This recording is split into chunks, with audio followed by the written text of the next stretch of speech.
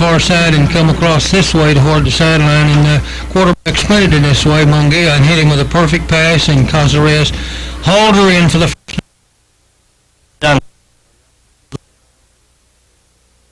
first period. Hereford at the Pampa 45. Wide side left, shotgun formation. Single receiver out to the right is Silva, who caught the winning touchdown pass last week. This time, and keeps it left side. He has about 7-8 yards down inside the 40 to the 36-yard line. 37 he goes. It'll be second down and 2, but his first down. Boy, good push off the line that time. They said Mungia faked the ball to the left, and he ran to the his back going to the right, and he went kind of to the left. And boy, he had found a hole over there and picked up about 8 yards, a strong 8 yards of play. Blakely pulling from the guard slot right up front away. Second and 2. Wide left, shotgun formation. This may be the first here. Back to throw, looking, nope, gonna throw it. Gonna run it. Pump fake, he's to the 35, Ryan to the 30, now down. That's another first down is about 2.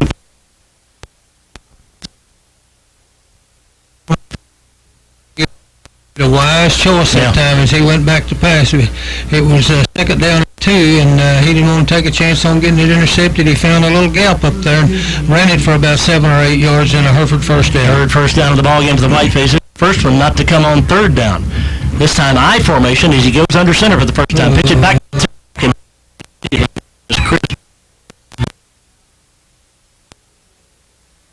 So the Harvesters were there as we got in that formation. The tackle was made by Martinez. Boy, they just closed from the outside and inside. The whole works that time as they pitched it back and tried to run the ball right up the middle with the fullback leading. And boy, there wasn't anywhere to go. He lost 2 yards on the play. Second down and a dozen. Wide side left, shotgun formation. This time Davis is split out to the right side. 3 receivers to the left for Ryan Mungia. 3 down linemen for the Harvesters. They bring just the 3. Rolling left, Mungia looking, throws it.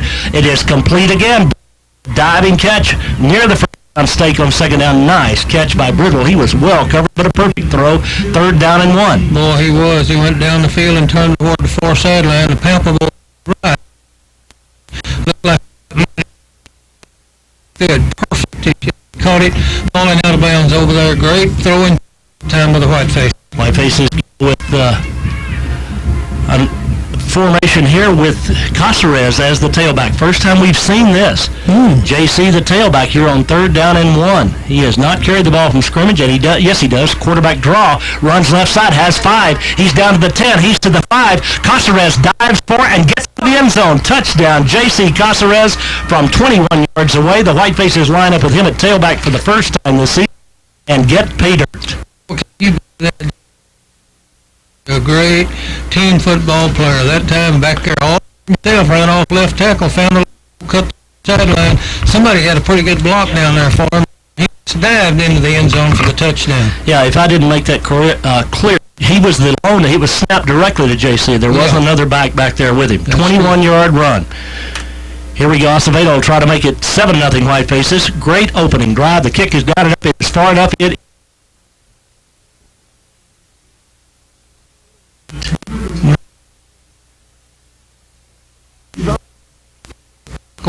Third. Yeah. Version.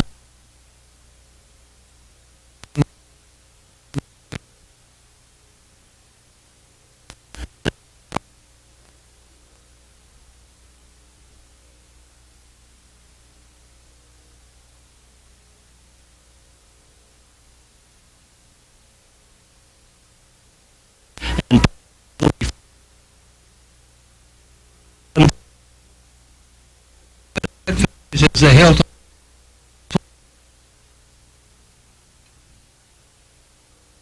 That was kicked into the wind as well. So really, around. We'll set the defense. Cameron in there along with Armandaris and Benavides and Norez. Benj is the rover. Down for the Whitefaces we'll give you after this opening play. One of those is first down throw for the Harvesters. Got to go for underthrown, incomplete. Flag goes down. Whitefaces are going to get a whistle for interference. So instead of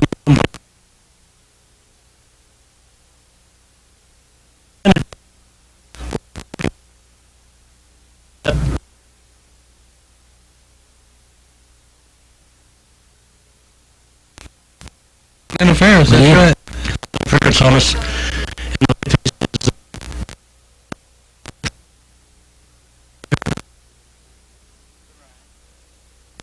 He got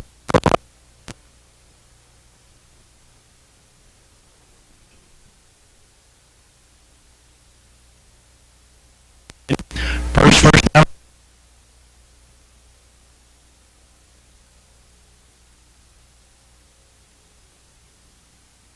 Real.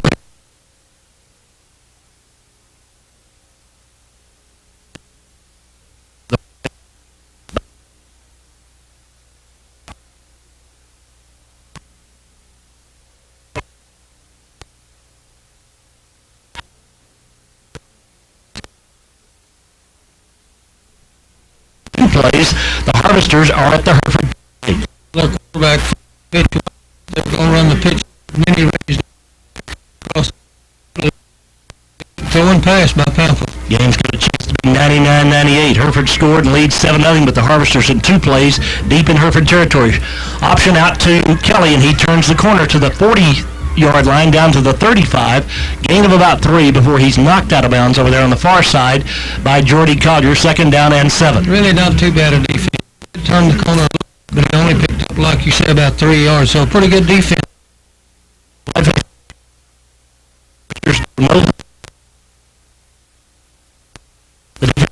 the Whitefaces or whoever having to line up in a hurry and make sure their coverage is pressed.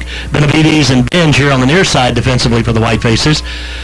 As the Harvesters come up on 2nd down and 7, wide side left, shotgun formation. And they're going to throw it. Look, throws over the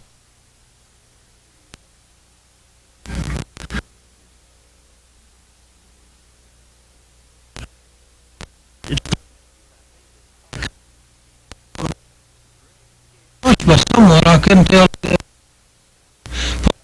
He may have thrown the ball just a little bit before he wanted to, but the ball was on anyway.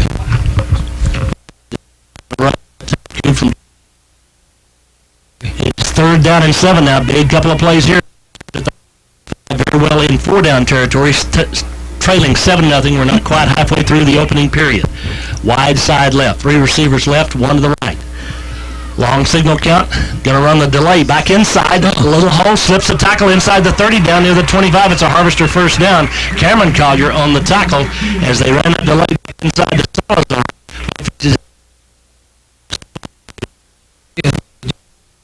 At the line, and he pulled loose on down and made the first down. Like quarterback, like Prince to his right, and he handed it off to a guy going back to his right, and it was pretty. Just trailing 7-0, 6:30.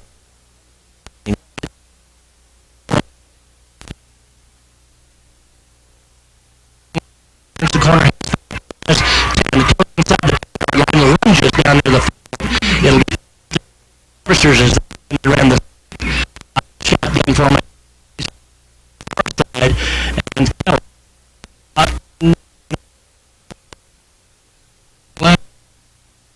Quarterback out of the shot.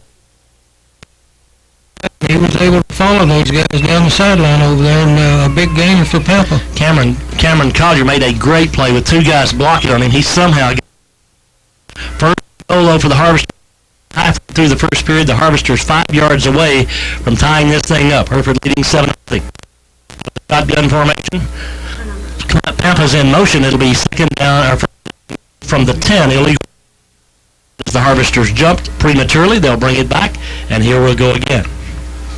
First and goal from 10 yards away. All right, every little bit helps. That makes a difference. First down instead of first down 5, that makes a whole lot of difference.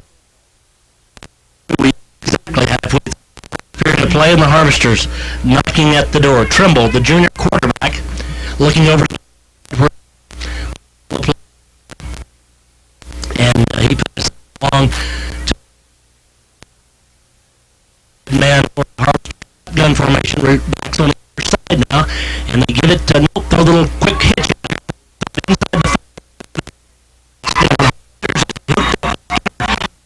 the from 10 yards away. We have a 7-6 ball game with a point after upcoming.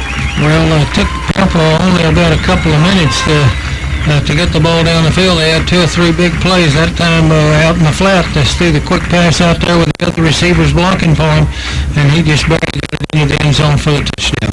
36 left. First took a minute and 51 seconds for the Harvesters to within a point and perhaps tie as they good snap, no, not a good snap.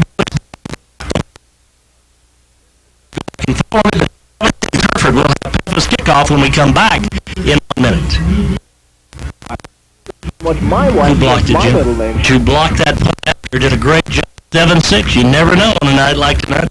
A huge point. Time will tell. Harvesters ready to kick it away. 5:30 left first period. Hereford up 7-6 as each team opened with impressive drives. Harvesters again with the wind to their back and Copeland and high and drives it deep. And time we're going to I hope. My goodness. And he gets the end zone. It's a safety, I believe. No. It's a touch out of the end zone, so it is a touchback. The Rio confused, and now the official. But I think that he the ground in the end. And once it did that, it is at that point a dead ball. It cannot be picked up and returned, but it was through no fault of our own that we didn't wind up with a safety right there. Wow.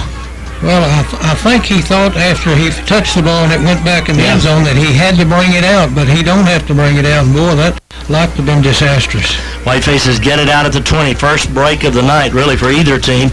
JC got rolled into. I watched him down on the goal line, but he's up and okay. And the Whitefaces open in a shotgun formation now with the quarterback. 5:32 left first period. Hereford leading 7-6. 3 to the left, 1 to the right. Misdirection handoff, and again the Harvesters all over. This time Lazoria's first carry is a -4. We have tried about 4 running plays like that, and all have wound up with negative yardage. Well, the defensive end on this side was right there when he handed him the ball and was able to tackle him before he even got started. About 4-yard loss on the play. Boy, that was disastrous also. Whitefaces now bring Jonathan Davis to the near side. Hereford with Clint Ruckman in there as a split receiver to the left. 3 receivers left, 1 to the right. Second down and 14. Straight back now. Here comes the 4-man rush. A flag is down. Pump fake by Mungia. Pulls it down, runs to throw. Was out of bounds. Great effort over there on the far side, but his feet had gone out of bounds before he caught the ball. Let's see what the yellow rag is about. That was a second and 14. My guess is it's against the Whitefaces, but we'll see. 4:48 left first quarter of play. We'll try to keep an eye on the far side. Nope. The flag is against the Harvesters for offside, so boy, what a break there. Instead of third down and 14, it is now second down and 8 for the Whitefaces. Well, I don't think JC has come back in the game. Boy, that could be disastrous if he didn't come. If he got hurt enough to where he can't come back in the game. He was standing down the goal line when all that was going on in the end zone, and one of the Pampa players came up and rolled into him from the backside. It wasn't intentional, but the net effect was he just got rolled up on. Now wide side right, 48 left first quarter. Hereford leading 7-0 or 7-6. Move. That 5-yard penalty, make it back to second down and 13. Whitefaces. Oh, and it was one of our split receivers over there that moved prematurely. He was looking back at the ball. All those split receivers are supposed to have their head turned in toward the ball, and they don't move until the ball is snapped. But that time, the split receiver kind of took a step prematurely, and it cost us that 5-yard. Big crowd here in Pampa tonight. The Whitefaces with a 7-6 lead first period. But Hereford kind of in some trouble right here. Again, Caceres is the Whiteface punter, you might recall, as well, in the event that that is necessary. 13 shotgun formation for Mungia. Straight back. 3-man rush. Steps away. Hit. This time the Harvesters would not give up. And it was Taylor Busey who made the tackle. And now it'll be third down and 16 and a deep hole for the Whitefaces. Well, their quickness up front with their lineman is showing right now. He just went right around the blocker and hardly didn't touch him and forced Mungia up. And up in the pocket, and when he did, another Harvester tackled him for a loss. Caceres in the ball game is split out here to the near side, along with Bridwell and Silva. 3rd and 16 for the Whitefaces, deep in their own territory into the breeze. Rolling right is Mungia. Has some time, pulls it down, gonna run, but he's in trouble immediately, and he'll get up to about the 18-yard line, well short of the first down, in fact, short of the initial line of scrimmage. It'll be 4th down and punt time for the guys in maroon and white. Well, we can kind of forget about that series of downs. We didn't do very well on that. We lost too many yards and took a 5-yard penalty also, so we had to punt it away. And JC is the punter, and I'm watching him. Don't really see any indication. He's not limping or anything, so Kelly is the single back for the Harvesters, 3:30 and counting first period, but JC having a kick into the breeze as Kelly stands about his own 45. Here comes the rush, not much of one, high kick, but very short. Hits the 35, bounces to the 40, good hop, out to the 44, just short of the 45 on Hereford. A fairly effective punt, a 23-yarder it was, but the Harvesters in great field position, trailing 7-6. Well, they are. It was actually pretty short punt, but you got to remember he's kicking into about a 10 to 15 mile an hour breeze, and got about a 7 or 8 yard roll on it that time. So the best he could do, I guess. Pampa takes over there on Hereford's 45-yard line. Riley Hill, the defensive tackle here on the defensive end on the near side. Tenna in there at tackle. On the far side for the Whitefaces, it's Casey Hollingsworth at the defensive end. Jimenez and Collier, the linebackers. Shotgun formation, 1st and 10 for the Harvesters. Kelly, right side. Kelly trying to bounce outside. Kelly gets about 2, but good defense by the Whitefaces and a flag at the bottom of this pile. Let's see what it's about. Face mask. No, it's holding against Pampa. I hope. It is holding against Pampa, believe me. Be 1st down and 20 as they'll move it from the 45 back to the 45 on the other end of the field as the Harvesters get whistled on the little run off the right side by Chevavius Kelly.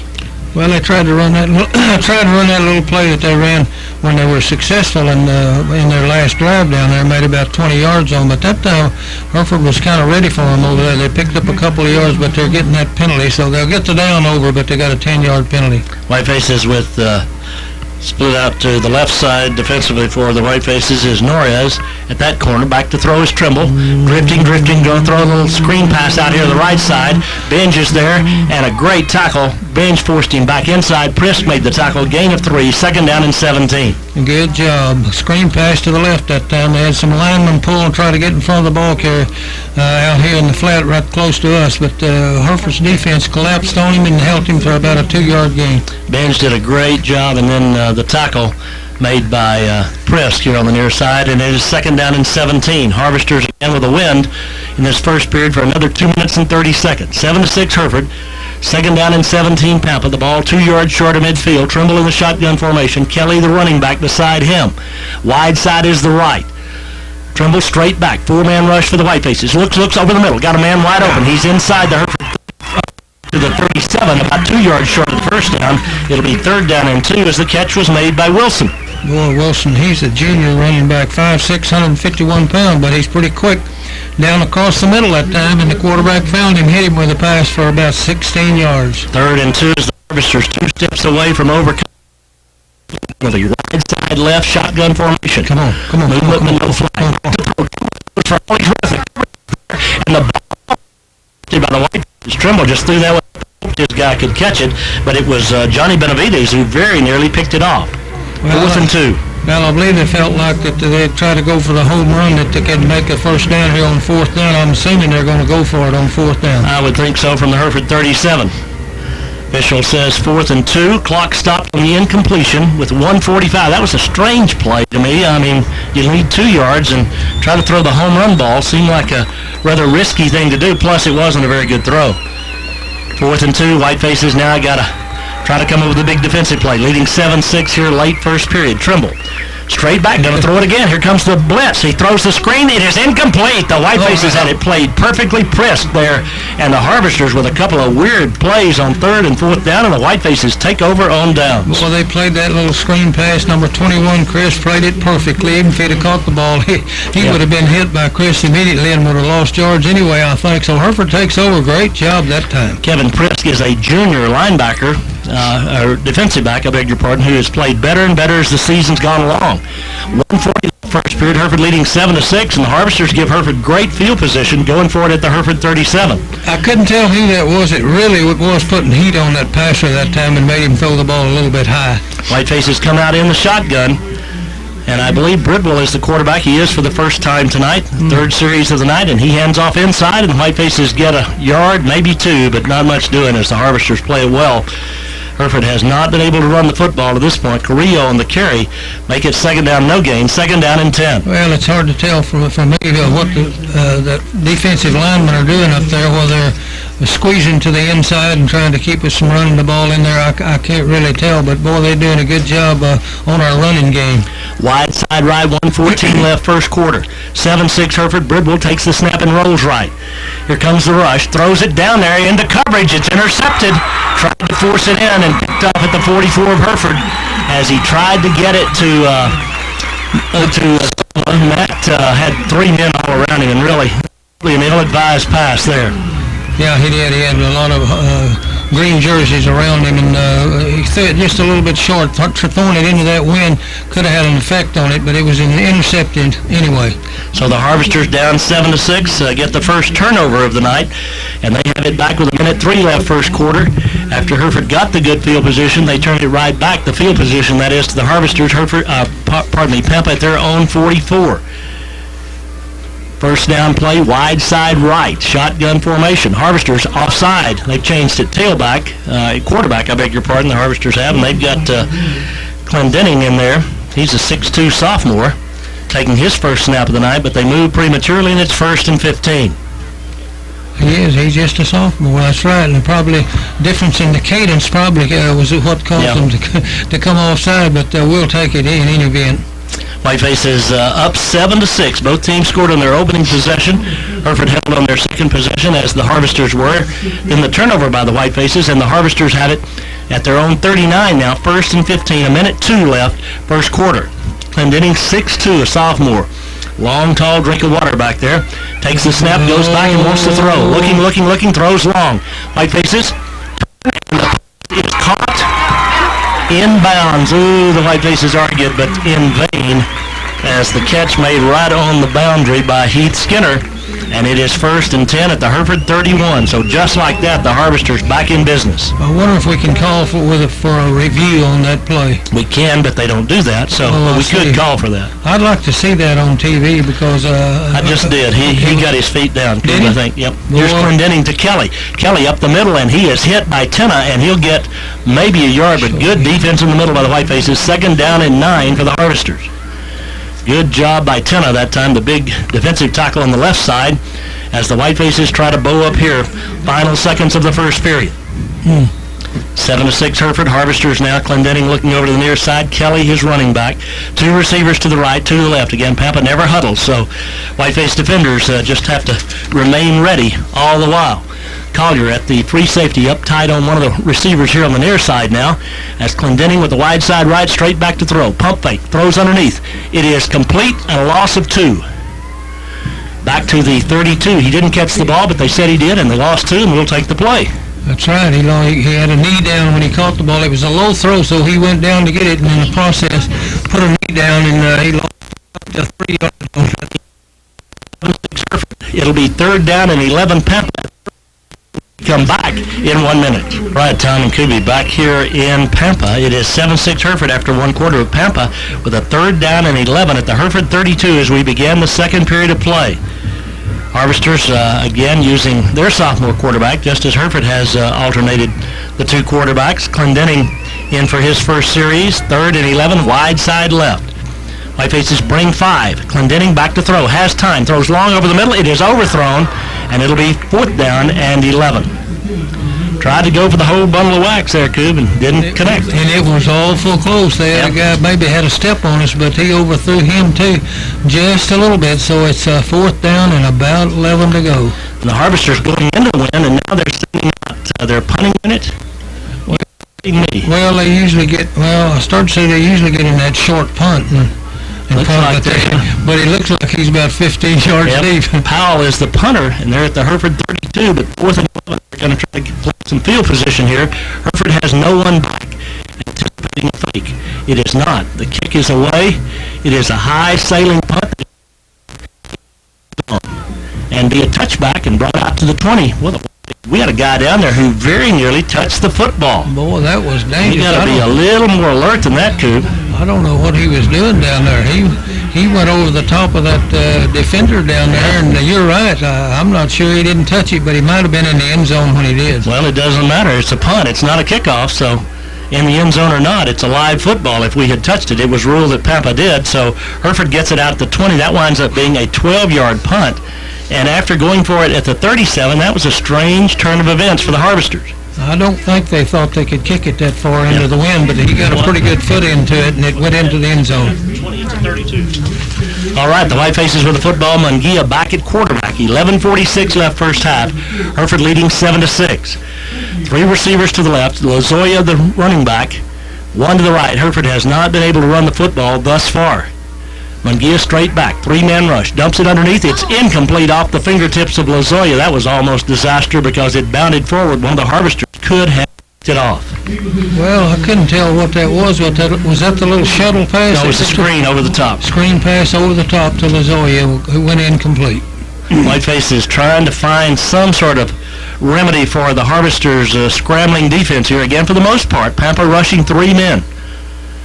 And the Whitefaces having a problem, honestly, getting them blocked on the line of scrimmage. Shotgun formation. Again, Mungia, the quarterback. 2 to the right, 2 to the left. They're coming. Kubi thinks they're going to come on the blitz. They've got 5 guys up there, and they bring 4. Throws it underneath. He's complete to Bridwell out near the 30, and Bridwell lunges forward for a first down. Nice move after the catch by Hunter Bridwell, and the Whitefaces have a fresh set of down. Well, it was a good job finding Bridwell open over on the left side that time, and Mungia hit him with a pass perfectly, and Hunter. Bridwell fell forward for the first down. He can fall for about 5 yards, Hunter can, and he got some right there. Yeah. 1st and 10, Hereford now. Again, the wind at their back. 11:30 left first half. Play comes in as Jonathan Davis brings it in from the far sideline. The sophomore tells Mungia. Mungia and the Whitefaces break the huddle as the 25-second clock is down to 10. Shotgun formation, wide side right. 4 down linemen this time for the Harvesters as Mungia looks over the defense. Long signal count. Takes the snap right at the last possible moment and is hit immediately as the Harvesters stop him for a loss of 1. And again, running-wise, we're just not able to get off the line of scrimmage. Boy, we're not. It looks like on first down every time Pampa has brought a couple of linebackers, and I guess they're playing us for the run on first down, but they've done a good job of throwing us for a loss on that first down. It seems like every time. Well, what they're doing, at least a part of the time, is they're dropping one of the nose tackle back in coverage and rushing in 3 other guys. Shotgun, wide side right, 2nd and 11. Mungia rolls right. Here comes the pressure. He's in trouble. He's hit. Gets away, but loses the football. A scramble for it. Let's see who got on it at the 25. Mungia trying to make something out of nothing. Lost 5 yards, but I think Hereford got the football back. Tempers kind of flaring down to the bottom of the pile, but the Whitefaces indeed come up with the football, and I believe the man who was Johnny on the spot was Al Perez, the big old offensive tackle. Brings up a 3rd down, and the Whitefaces will need about 15. Well, again, they brought everybody but the kitchen sink over there on the left-hand side, and Mungia didn't have a chance to throw the ball. He was going to run the sprint-out pass, but he didn't have a chance to. Did a little 360 he did as he was going down, and that's when he lost the football. 9:50 left till halftime, 7-6 Hereford by 1. 3rd down and 15 here. Mungia out of the shotgun, straight back, looking. Gonna throw it long. Got a man out there. That's Silva, and he catches it. What a leaping catch by Silva as he extended and caught it at the 32-yard line. That's the catch of the football season. A pass that looked to be overthrown, and Matt Silva somehow caught up to the football. That was absolutely amazing. Wow. Mungia let that thing fly, and somehow Silva got behind the defender on that side, but the problem was the ball was overthrown, but Silva wouldn't let it be overthrown. He made a great catch down around the 32-yard line. 43-yard pass completion. Man, we needed that. 1st and 10 from the Pampa 32. Hereford leading 7-6 with 9:30 left in the first half.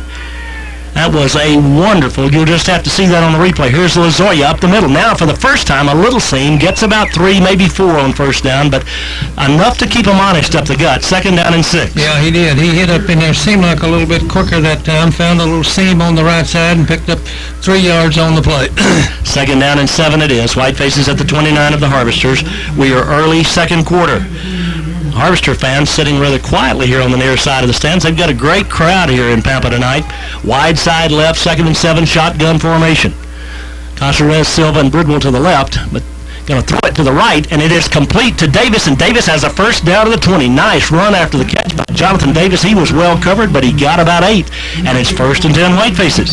Jonathan Davis is one of those sophomore guys. I think we got about 2 or 3 on the varsity, and that's Coach Davis' son over there. Made a nice catch for the first down over in the right flat. And I'm telling you, Mungia fitted it into a very small pocket. He really did. 8:44 left till halftime. 1st and 10 from the 20 of the Harvesters. Wide side to the left for the White faces on first down. Silva split out this way, but this time it's Mungia. Mungia has 5 right up the gut as he faked it to Lozoya, ran behind him, and comes down around the 15 line. Hobbled as he gets up, but heads back into the huddle with a 2nd down and 5. Well, he picked up, I really think over there, he picked up about strong. Yeah, he did get 6. 6 yards on the play. He faked it to Lozoya and took it over left guard, and the offensive line is beginning to knock a few creases to do that. Wide side left. The White face 5 left till halftime. And Mungia takes it to throws. He didn't try to raise up and throw it. Well, it's hard to overthrow, but he did, and it is 3rd down and 4. That's exactly what he did, was fake the ball to Lozoya and threw it real quick in the flat on the left side to Bridwell, but he overthrew him quite a bit, so it's an incomplete pass. Stops the clock. The White faces facing a 3rd down and 4, 7:56 left in this first half of play. Hereford leading 7-6. White faces send Bridwell to the right, Yostin to the left, along with Caceres and Silva. Nobody is on Caceres now. They scramble over at the last minute, get on him, but he's going to throw it to Bridwell.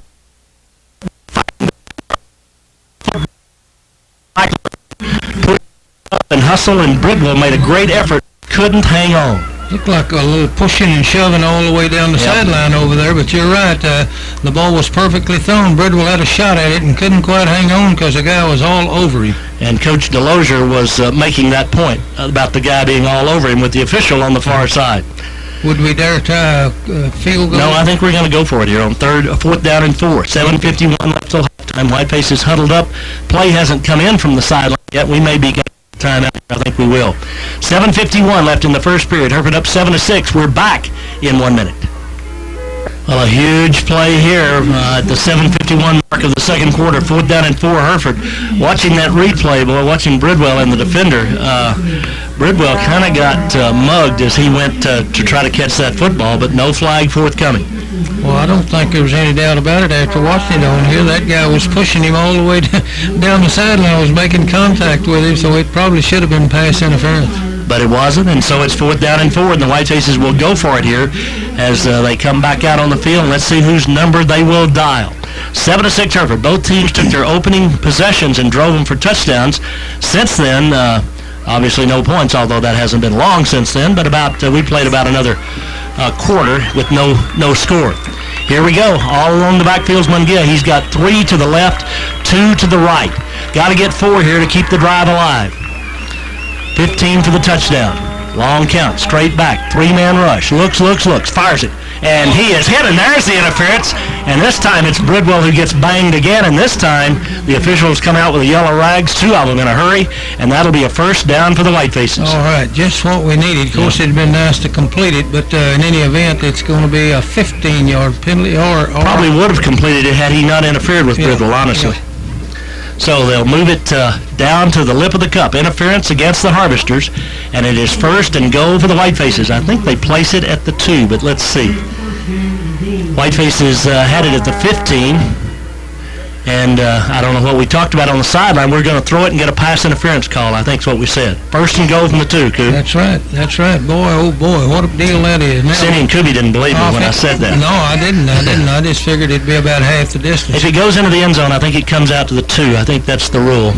So as you can't get too big of a break defensively down there. Hereford hustles to the line of scrimmage now. First and goal in the wishbone formation.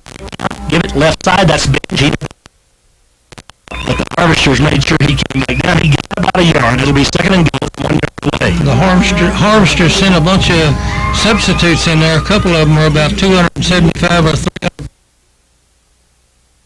to kind of bulk up the line in there, and they did that exactly. Whitefaces will stay in the wishbone, though, Coob, as they will come back up there with 7:20 left in the first half. Second and goal from about a yard and a half away. Scramble for it. Gets on it. Binge back at the 8. But now this thing has turned into a disaster. They score on first down, second down mishandled it, and now third down and goal from the 8. Oh, boy, that is something else. Well, look at that ball score down there. He must have hit him as he tried to hand it off, it hit him, and bounced back. And the Whitefaces now have themselves in some difficulty here, because I think we are in a situation now where if we don't make it on third down, we probably kick the field goal or attempt the field goal. 6:43 in the first half. Can the Harvesters hold as the Whitefaces wishbone has kind of come back to bite them here on this series? 3 receivers to the right. Bridwell, the lone receiver, to the left. Shotgun formation. Pampa with 3 down linemen. Rolling right is Mungia. Has some time. Gets to the corner. Turns it up. Mungia inside the 5. He is tripped up. Loses the football. Scramble for it down around the goal line. And let's see who got it. Mungia, as he went down, the football came flying out of there. The Harvesters say they have it. And if they do, the Whitefaces say they have it. The officials say, what do they say? Tell us something. Matt Silva says it's Hereford's ball. It is Hereford's ball, 4th and goal. Wow.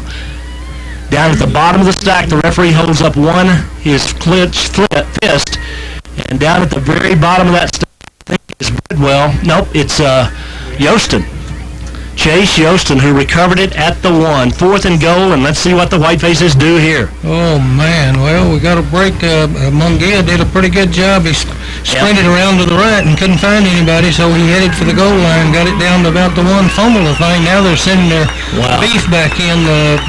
Whitefaces are going back to the wishbone here, Coop. Oh, no. They hustle up to the line of scrimmage, 4th and 1. Keep it wide. Keep it wide. Here's Mungia. He doesn't get in. The Whitefaces. Yes, he does. Mungia got across. The official signals touchdown. On the far side, there is a flag down as well. Let's see what it is. Mungia got into the end zone. It looked like he did not move the pack, but the call is offside Pampa, and Mungia gets the 4th down touchdown. 5:57 left first half. Hereford widens the gap. Man alive, was that ever close.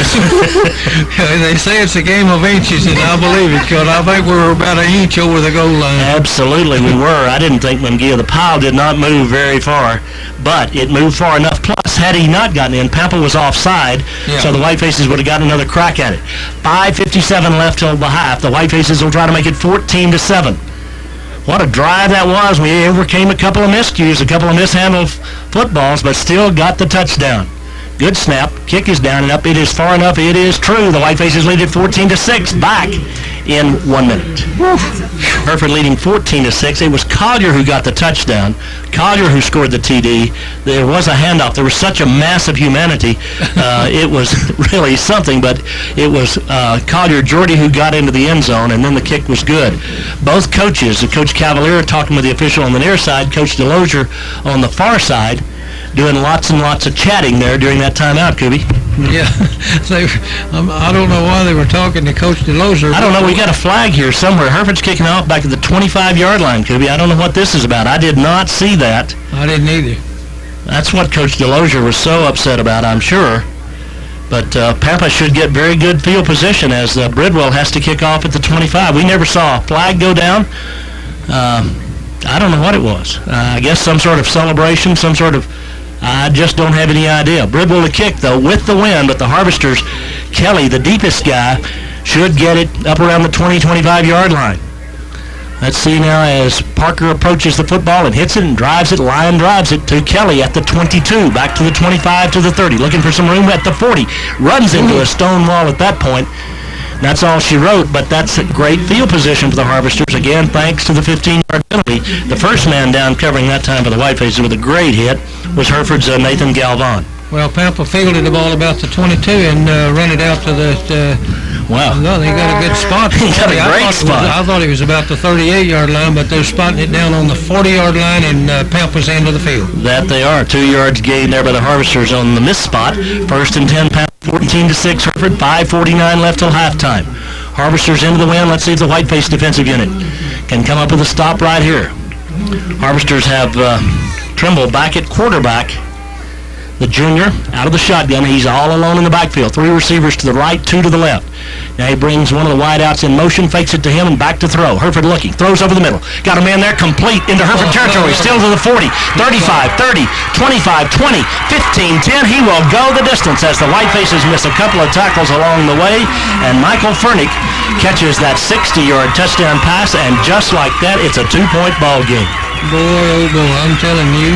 We had him after about a 10 to 12-yard gain, had a hold of him and let him slip away as he was running all the way, and the other guys just couldn't quite catch up to him.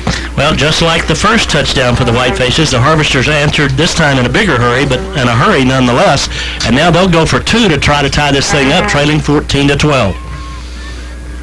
Again, the Harvesters, no huddle. Trimble back at quarterback. 3 receivers, 2 to the right, 2 to the left. He does have a running back in this formation. Now he sends the running back out to the right side. Long count, and now timeout. Pampa, he snapped the ball, and did they get the timeout? Wow. They had snapped the ball, and the Harvester coaches get a timeout call somewhere before the snap came. That would have been disaster for Pampa. There's a break. We'll take a 30-second break. Hereford leads it 14-12, back in 1/2 minute. We're trying to watch the replay, but Kubi thought it was some sort of trickery. But the fact is the Harvesters didn't know what they were doing. Pampa coach out now to talk to one of the officials out around the huddle, out on the field. That's kind of a no-no. But the Harvesters still huddled around their coaches on the near side. 14-12 Hereford, and now the referee comes over to the Pampa sideline to continue the conversation. Hereford up by 2. The Harvesters striking on a 60-yard pass from Trimble to Furnick. And the Harvesters now head back out, ready to try the 2-point conversion. Again, if they're successful here, we're right back where we started. All tied up. Harvesters into the wind in this quarter. So each team has scored 1 going into the breeze. Not a howling breeze, but still enough to affect the football. Trimble's going to throw it. Back to throw. Throws it up. Anyone to catch, and no one does. And the Whitefaces lead it 14-12. Again, more of a hope than a throw, and the Whitefaces have a 2-point advantage back in 1 minute. All right, back in Pampa, 14-12 Hereford. Harvesters kicking into the win for the first time tonight. Whitefaces have Carrillo and Casares back deep, as the Whiteface coaches on the far side shouting out to them. I don't know. The wind, we'll see how deep he can get it. Jim thinks we're a little too deep. Copeland is the kicker. He's boomed a couple.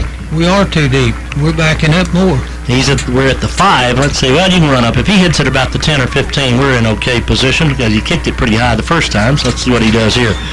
He runs at it for about 1.5 miles and kicks it up, and JC catches it at the 15. JC to the 20, cuts to the 25 to the 30, spins across the 30 out to the 32. Good field position. Nice return by Casares. 1st and 10 Whitefaces. He seems to find a little crease. He does. Wherever he goes, and that time found a little crease, cut to his right, and picked up about 15 yards on the return that time. He has great vision. He really does. JC does, and the Whitefaces have the football, leading 14-12. Again, 5+ minutes left in the first half of play here in Pampa. Beautiful night. Great football game thus far as the Whitefaces bring the offensive unit out there with Beavers out over the ball. Blakely beside him on one side, Enriquez on the other. Shotgun formation for Mungia. 2 to the right, 2 to the left. Lazoya, the running back, straight back to throw. 3-man rush, steps up now, gets away from the pressure, runs it across the 35 to the 40, and Ryan out to the 43, has a white-face first down. Great job, great recognition by Mungia. Finally brought down as he got up the field by Estrada.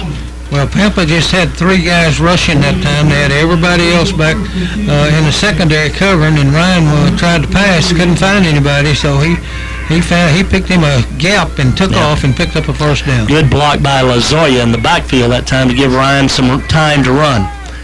Whitefaces send now 3 to the right, 2 to the left. Nobody in the backfield with Mungia. 3 down linemen for the Harvesters. From the Pampa 43, Hereford leading 14-12. Out of the shotgun. Straight back, looking. Comes back, pulls it down, throws it for JC. He's open, catches it at the 30, and is down 1st and 10. Great throw and catch. Again, Caceres, he of the great hands, and the Whitefaces have a fresh set of downs. Boy, he did. Right along the sideline that time. He went up and caught the ball before Pampa could get there to knock it down, and gives Pampa good field position. Yeah. And hopefully getting down here where we could get some more points on the board here before halftime. Oh, plenty of time. 4:55 left till the half. Whitefaces in fact maybe moving it too quickly. Yeah. Leading by 2 at the Pampa 30. Wide side to the right, they send 3 receivers right, 1 to the left.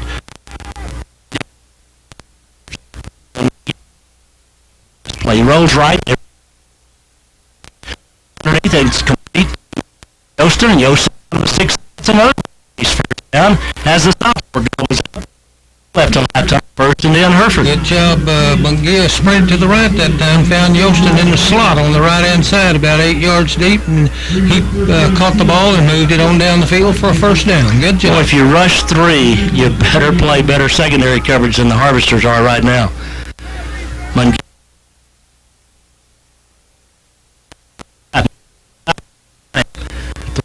To the right. Harvester 14-12. We're back in 1 minute. Their homeowner's policy also covers their boat, but the... All right, Tom and Kubi back here in Pampa. 1st and 10, Hereford from the Pampa 15 with 4 minutes and 20 seconds left till halftime.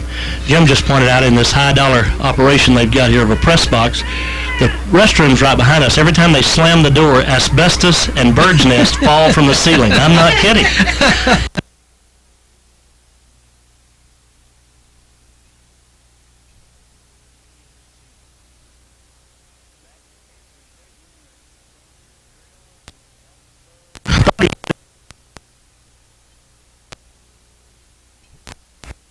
On his back, and the official said he was out of the end zone when he made the catch. And again, a disbelieving Don DeLosier looks on the far side. It doesn't look like he's out of bounds even now.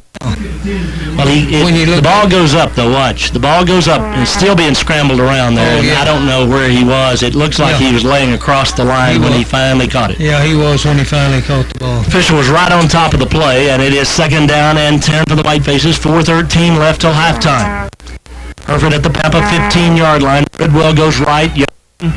Silva goes to the left. Caceres also to the right. Wide side is the left. Mungia. Long count. They're coming on the blitz this time. Straight back. Here comes the blitz. They pick it up, but not long. Harvesters came rushing through, and Martinez makes the tackle. It's back at the 25-yard line. And the Whitefaces need first down. Well, Mungia just didn't have anywhere to go that time. He tried to get outside on the right, but nowhere to go. A big play by Pampa right there. Had a couple of lookout blocks there. That's where the offensive linemen holler, look out, because you're fixing to go down.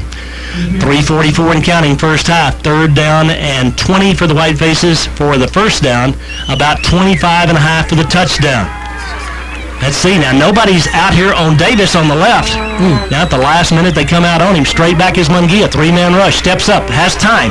Steps into the pile and goes down back at the 29. So the Harvesters again with a big sack. And the Whitefaces are going to have to... I don't know what we do here, Coop. Do we go for it? I think so, probably. Well, I don't know. Yeah, I guess we will, but... boy, we really did it's a long field goal. Be about a 47-yard field goal. Foul up there. We got the wind behind us. That's a long shot. The 15. We got it out on and 20 29 yards needed, 24 yards needed for a first down. Whiteface is using up all the time here, letting the clock run down to 2:50. Yes, we're going And we're going to call a timeout when it gets down to about 2:43, something like that. There's the stoppage of the clock at 2:43 it is. And the Whitefaces take a timeout. We'll take a 30-second break. Hereford leads by 2. We're back in 1/2 minute. And they gotten past, if he had cut out this way. There wasn't anybody over here. All right, Kubi has the diagram the last play by watching the replay. If we had made 3 fakes and then drop-kicked it, we'd have been safe, right? Yeah, we'd have been safe. We slid into the end zone over here. What do you think we do here? I mean, we're at the 29 of Pampa, so they're going to get pretty good field position here if we don't make it. They are. I kind of wish we'd, I don't know. You can't punt it, though. I mean, you punt it, and, if it... Whitefaces are going to go for it, Jim says, and I agree. I think that's what we'll do. Hereford took the timeout, and leading 14-12, 2:42 till halftime. The Whitefaces send a single receiver to the right and 3 to the left. Come out in the shotgun. Harvesters have single coverage over there on the far side. Boy, it'd be tempting to go that way. Munguia, let's see if he can get time. Then he rolls left. They run the reverse to Casares. Casares is going to throw the halfback pass. Got a man back there, and it is juggled. Had the ball complete, and we dropped it going out of bounds. Oh, my goodness, ran a reverse pass, and Casares to Yostin, and Yostin couldn't hang on about the 2-yard line. He dropped the football, and Pampa takes over on downs. How about that? That was a sneaky little pass. Boy, that's my kind of football right there, but... Oh, we needed to catch that ball so bad. And it just hit off his fingertips. He juggled it, and then he could not pull it in, and he was out of bounds by that time. In any event, and the Harvesters take over, trailing 14-12, and still time. 2:35 left till halftime. The Harvesters are going into the win, but the Whitefaces need to play a little D right here, Coob. Oh, man, we sure do. Jimenez and Collier, the linebackers. Benavides and Norez here on the corners on opposite sides. In the secondary for the Whitefaces, Collier, along with Benj. Harvesters come up now in the shotgun. Trimble on first down, gonna throw. Trimble out here, got a man there, it's complete. But the gain's only about 5-6 yards on the play. Good coverage by Benj and Norez. It'll be 2nd down and 4. Down and out in the flat that time for Parker, the right side, about a 5-yard down and out, 6-yard down and out. 2nd down and 4 for Pampa. Pretty dangerous throw right there, too. Whitefaces were in good position. The clock is running. 2:13 left till halftime. Hereford with a 2-point lead. The Harvesters with the ball at their own 35. Whitefaces could use a turnover right here and now. Harris is the running back there beside Trimble. Wide side left, shotgun, back to throw. 2-man rush by the Whitefaces, complete, and the tackle made immediately. What a great defensive play by the Whitefaces. Loss of 2. Jimenez in on the stop for the Whitefaces. It'll be 3rd down and 6. Well, that's the way to come forward on that little short pass. A couple of guys were supposed to be blocking for him, but Jimenez went right between them and made the tackle for about a 2 or 3 yard loss. It was Justin Villarreal, Coop. We got there first. I called it wrong. Justin made the initial stop. Jimenez was there as well. But the Harvesters now taking a lot of time. 1:30 left till halftime. 3rd and 6. Do they have any timeouts left? They have 1 timeout remaining. 1. Big play right here. Harvesters using a lot of time, though, in case they don't make it. Trimble rolls right down. That's going to be against Pampa. The pass is complete for the first down across the 40 to the 42, but this thing is coming back because of backfield in motion against the Harvesters. Well, they had the first down on that pass out in the flat that time, but a little illegal motion is going to bring the ball back. Whitefaces obviously will take the penalty, and Coach Cavalier will again register his displeasure, and the official will come over and explain it to him. This is football. You have to be set in the backfield before you can snap the football. That's right. That's the basic rule. 1 second. If you move too quick, the flag flies and you get a 5-yard penalty. 1:14 left till halftime. Let's see what the Harvesters do here on 3rd and 11 now. Whitefaces might, I don't know. You can't use it right here. The Harvesters should use the 25-second clock up here and try to not give the Whitefaces, because if they don't come up with the first down here, Hereford should get it in pretty good field position, leading 14-12. Trimble, straight back, gonna throw again. Trimble looks, throws it long, got a man there. The pass is complete. He got down inbounds. Great coverage. Again threw into double coverage, but the reception made by Parker. up at the 48-yard line. Boy, that was unbelievable. I mean, he had to throw it perfect, and he did. And Parker went up and got it with two guys, one in front and one behind, and they really did knock him out of bounds there at that time, just about the time he caught the ball. Parker may not have gotten down in bounds. It was very, very close. First down at the 48. The 48 on Pampa's end of the field. 1:01 left till halftime. The Harvesters do have a timeout now.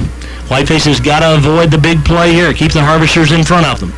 Three-man rush. Here's Trimble going to throw the screen. Back left. It's complete. Got blockers out in front. On his feet to the 40, to the 35, 30. Collier back there, and Cameron makes the tackle at the 24. But just like that, the Harvesters, with 52 seconds left in the first half, knock at the door. Man, we had a lot of people out there, but they had a bunch of guys out there, too. The linemen, they pulled three linemen out to get in front of him, and they blocked for him, and we missed a tackle right there, though. Yeah. Harvesters to the line of scrimmage quickly now. One timeout left. Clock is running. Inside 50 minutes to play first half. Trimble runs the option, pitches it out to Kelly. Kelly gets to the corner. Kelly runs out of bounds down around the 14, 13-yard line with 43 seconds left till the half. That was a really risky call with just one timeout left, but it worked, and the Harvesters get out of bounds to stop the clock. Oh, it does. Well, if nothing else, they're in good field position for a field goal here to put them in the lead at halftime. Man alive, we need a big play by somebody right here. The officials eyeballing it, but I think they're going to bring the chains over to measure. That was a first down play. Really doesn't have any bearing on it one way or another here. It'll either be second down in inches or first down in 10, but with the clock where it is, time-wise... Let me see that pass. 43 seconds left. Can you go back? I want to see. Whiteface is covered up back there, or gathered around one another as they measure, and it is a first down for the Harvesters, I believe. Let's see. Well, no indication yet from the official. As he looks again, it is very close. It is second down and an inch. So the Whiteface is... Again, defensively got to rise up right here. The Harvesters just 13 yards away from taking the lead into halftime when Hereford has had a chance a moment ago to widen the gap. Three receivers to the left, two to the right. Hereford could use a big defensive play right here, a sack, an intercept, something of that nature. Clock running now with down to, well, the clock's not running, should be. Now they start it, back to throw. Trimble has time, throws underneath, complete to Kelly. Kelly inside the 10, down to the 5. It'll be first and goal with 37 seconds left in the first half. Did they call time? They haven't yet. It was a first down, so they'll just let the clock stop, get up there and try to run a play quickly. Still have a timeout remaining. Again, the Whitefaces need some kind of big stop here. Harvesters knock at the door. Hereford, last time down, had a couple of plays that went awry. The Harvesters now back to the line of scrimmage. Clock running inside 30 seconds to play first half. Trimble back to throw. Quarterback draw. Trimble runs inside. Trimble gets near the end zone. Trimble didn't get in. Trimble is down about the 1 foot line. We have 17 seconds left, and Pampa uses their final timeout. The Harvesters take a timeout. First and goal from about a foot away when we come back in 30 seconds. President Pike, tooth and nail. 1 foot away, the Harvesters have the football. They have no timeouts left, so what they can't do, obviously, is run a play here and get tackled in bounds. I don't think they could get another play off, Kubi, if that were to happen. No, I don't think they could either, but they just got a little bit to go, and I imagine they'll just line up and run at us, don't you? Well, or they could, he could throw it. I don't think it'd be too dangerous to throw the football here. It's second down and goal, so he's got another play after that if he doesn't make it. And if you throw it and it's incomplete, obviously it stops the clock. So I don't know what they'll do, but certainly from a foot away, you've got a lot of options you wouldn't have from, let's say, 5 yards away. Let's see what the Harvesters do. The Whitefaces have huddled. They've gone to the far side to talk to the Whiteface defensive coaches. 14-12 Hereford, 17 seconds left till halftime. And the Whitefaces in danger of going to the locker room behind after leading the entire ball game. They get in the I formation like they're going to run it. Trimble. He gives it inside and a touchdown, Harvesters. They ran off the left side. Wow, what a risky play for the Harvesters there. Just barely got into the end zone, but get in they do. And it is Pampa on top now, 18-14, and they will go for 2 again. Well, the Whitefaces drew in close, Coob, and tried to stop them. And again, Pampa, I mean, you get no points if they don't score there on that play. I mean, there's no way they're going to get a kick away for a field goal. 15.8 seconds, although we're playing here in Pampa, and only 1 second it took to score that touchdown. But the Harvesters will try to add 2 here to make it a 6-point lead. But that missed extra point has changed, as I said at the outset, changed the complexion of this ball game, at least to this point. And the Harvesters are about to get a delay of game here before they can run the 2-point play, which is a weird one. And they do get the delay of game. There's the flag. And Pampa looking like a very confused crew there as they take the 5-yard delay of game penalty. And surely you don't want to go for it from the 8 instead of the 3, Cootie. I don't know.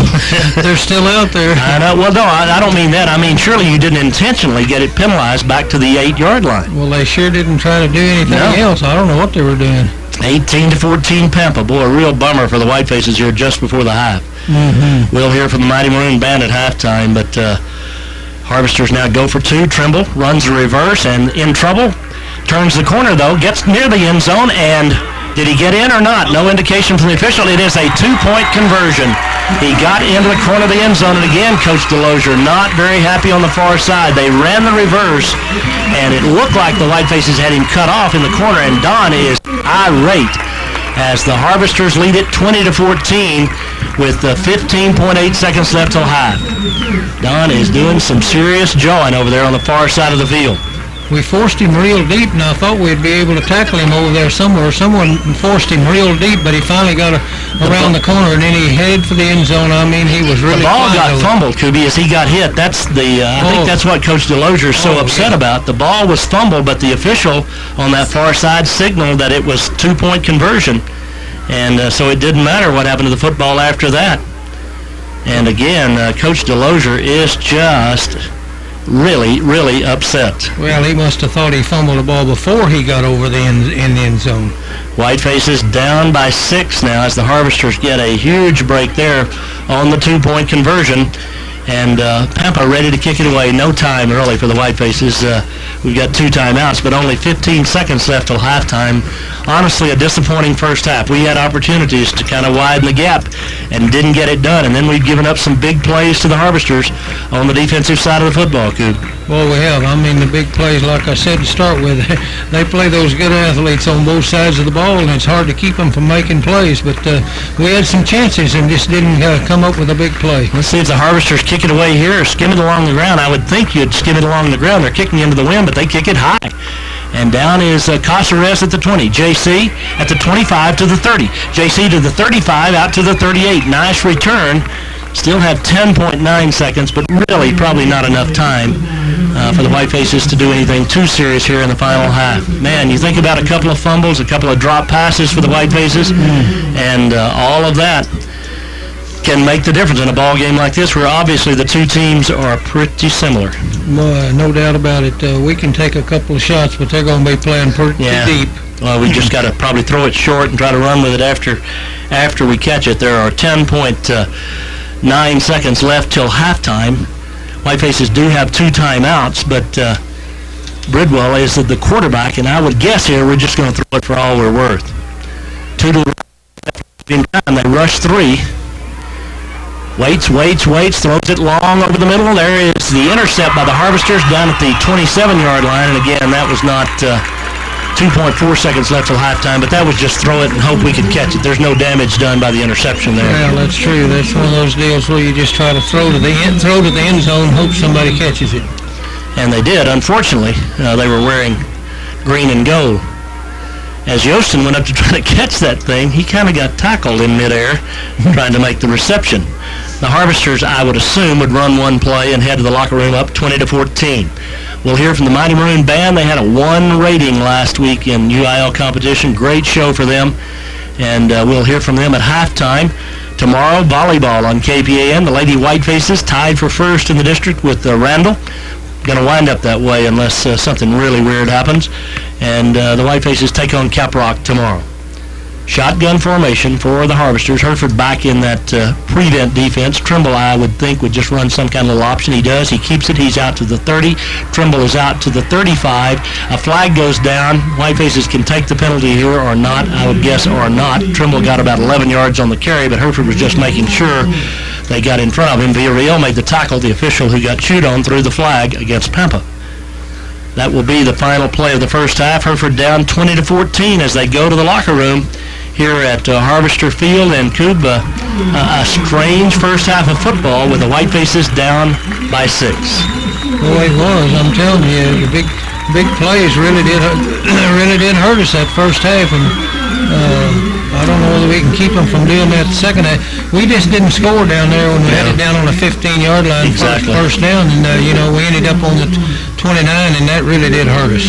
That it did, but even then, we throw a pass and have a chance to score on 4th down and don't get it done. So the Whitefaces in the locker room down 20-14. We'll take a 2-minute break, be back to hear from the Mighty Maroon Band in 2 minutes. Time the Whitefaces trail 20-14 as the Harvesters score with just seconds remaining in the first half as they marched into the wind, went 60 or 71 yards in 2.5 minutes of time and took the lead from the Whitefaces. So a disappointing ending to that half. The stats just about what you would expect. The Harvesters with a bit of an edge offensively with that last drive, but Hereford 12 first downs, Pampa 11, 34 yards rushing, 59 for Pampa. Neither team able to run it very well.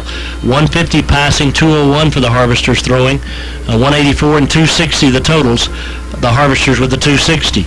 11 of 14 throwing for Pampa, 7 of 19 for Hereford. Intercepts. The last of those intercepts was because the Whitefaces just trying to throw it into the end zone on that final, next to the last play of the first half. 3 fumbles for the Whitefaces. They didn't lose one. Pampa had one. They cut it back as well. Pampa didn't turn it over in the first half. Whitefaces, again, turned it over twice, but only one of those really a factor in this football game. 3 for 35 in penalty yards against the Whitefaces, 5 for 38. 5 out of 8 on 3rd down. Major for the band is Nathan Goodall.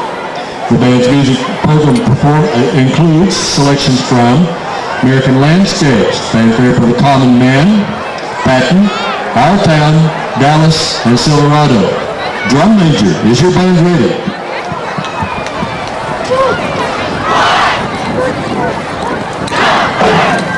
You may begin your performance for the UIL region and area marching band competition.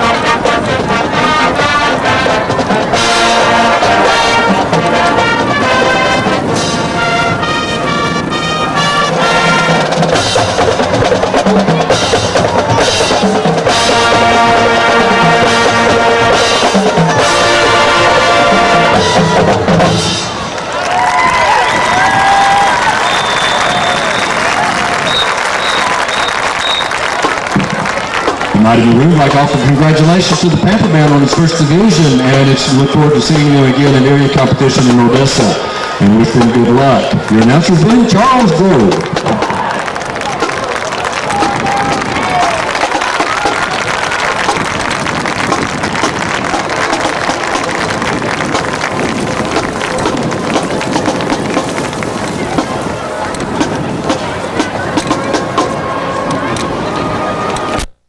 It can even bring you major happiness.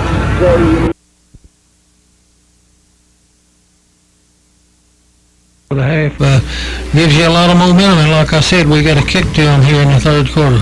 I know it's getting late back there in Hereford at Kings Manor, but y'all can't go to bed tonight. I'm telling you, you got to stay up and root for the White Faces. It's very important.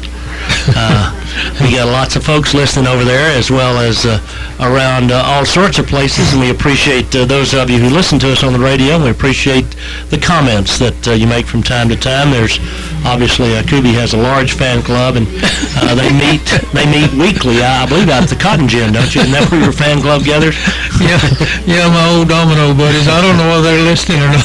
I don't know whether they listen to the game or not. But do you sign pictures out there, Kubi? Oh yeah. I signed quite a few autographs and stuff. Yeah. Well, I thought you did. I wasn't sure.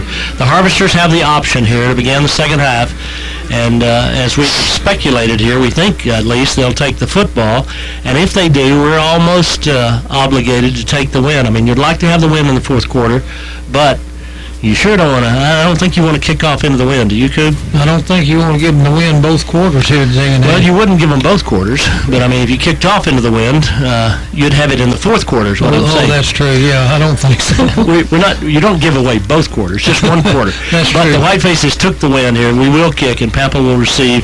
Hereford will kick from south to north. So what we'll hope is that the wind blows strong in the third quarter and settles in the fourth quarter. That'll work. I think that's what's going to happen. All right. I hope you're right. The White Faces gathered down in that south end zone, ready to come out. Again, we've had some strange ball games through the years here. I can remember one with when T.J. Head was the quarterback of the White Faces. Coob, you remember that game that night? I think Walter Scheid was the backup, and T.J. got his bell rung here, and we won that football game. Jason came in and played after T.J. got hurt, but we've had, like I said, strange nights here through the years in Pampa. Well, we really have. I think a guy named Thomas played over here one night. He did? He's the one that hit TJ, I think. Was it? Okay. That'd make you kind of an all-pro kind of player then if you got nailed by Mr. Thomas, wouldn't it? That's right. The White Faces have come back out. Now the Harvesters making their way back out. Again, there's a great crowd here tonight, a big throng of local folks for the Harvesters supporting them. Here again with the Harvesters back out, and the White Faces on the far side, ready to kick it away from south to north here momentarily. And Kubi has told you what we need to do, and now we'll see if we can do it, Coop. Yeah, we need to do it. We really need to come out with our motors running and see if we can't knock them dead down here with 3 and out, where they had to punt real quick from about the 20-yard line. There are only 2 punts in the first half. Each team punted once. And each team failed on a fourth down play. The White Faces failed on, I think, on 2 attempts on fourth down, and Pampa failed on a fourth down play. So that's kind of where we stand here with Hereford down by the 6 at the half, and the Harvesters getting the ball. And obviously it is very critical that Hereford not fall behind by a wider gap than we are at the moment. The Harvesters are gathered around Coach Cavalier down in front of us here as they're getting set to receive the kick, and the White Faces out to kick it away. Parker Bridwell, the sophomore, will do the booting. And he's been driving it pretty deep, and this time he's got the wind at his back. I don't know, Coop, do you go deep with it here, or do you? Yeah. Okay, we're going to kick it away. Okay. Yeah, the last time he did kick down there, we got him just inside the 20-yard line. I'd like for us to do that again. We did, and that was kicking into the wind when that happened, so we'll see what happens this time around as the White Faces get ready to boot it to begin the final half of play. Need you rooting back at home tonight. Now, it is important that the White Faces get this thing in gear and get on with it here against the Harvesters. Next week, we're at home against Caprock. Then we're at home against Randall. Then we go on the road against Dumas. That's what remains for the White Faces.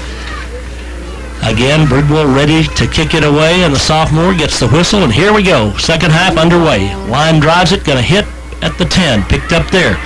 Allen running to his left to the 15, but he's not heading up the field yet. Gets to the 20, slips, and goes down just short of the 20, out about the 16-yard line. So great coverage by the Whitefaces. That was Wilcox down to make the hit. Shane Wilcox with the tackle, and it's 1st and 10 Pampa, but they're deep in their territory. They are, just what the doctor ordered now. We need to get to work.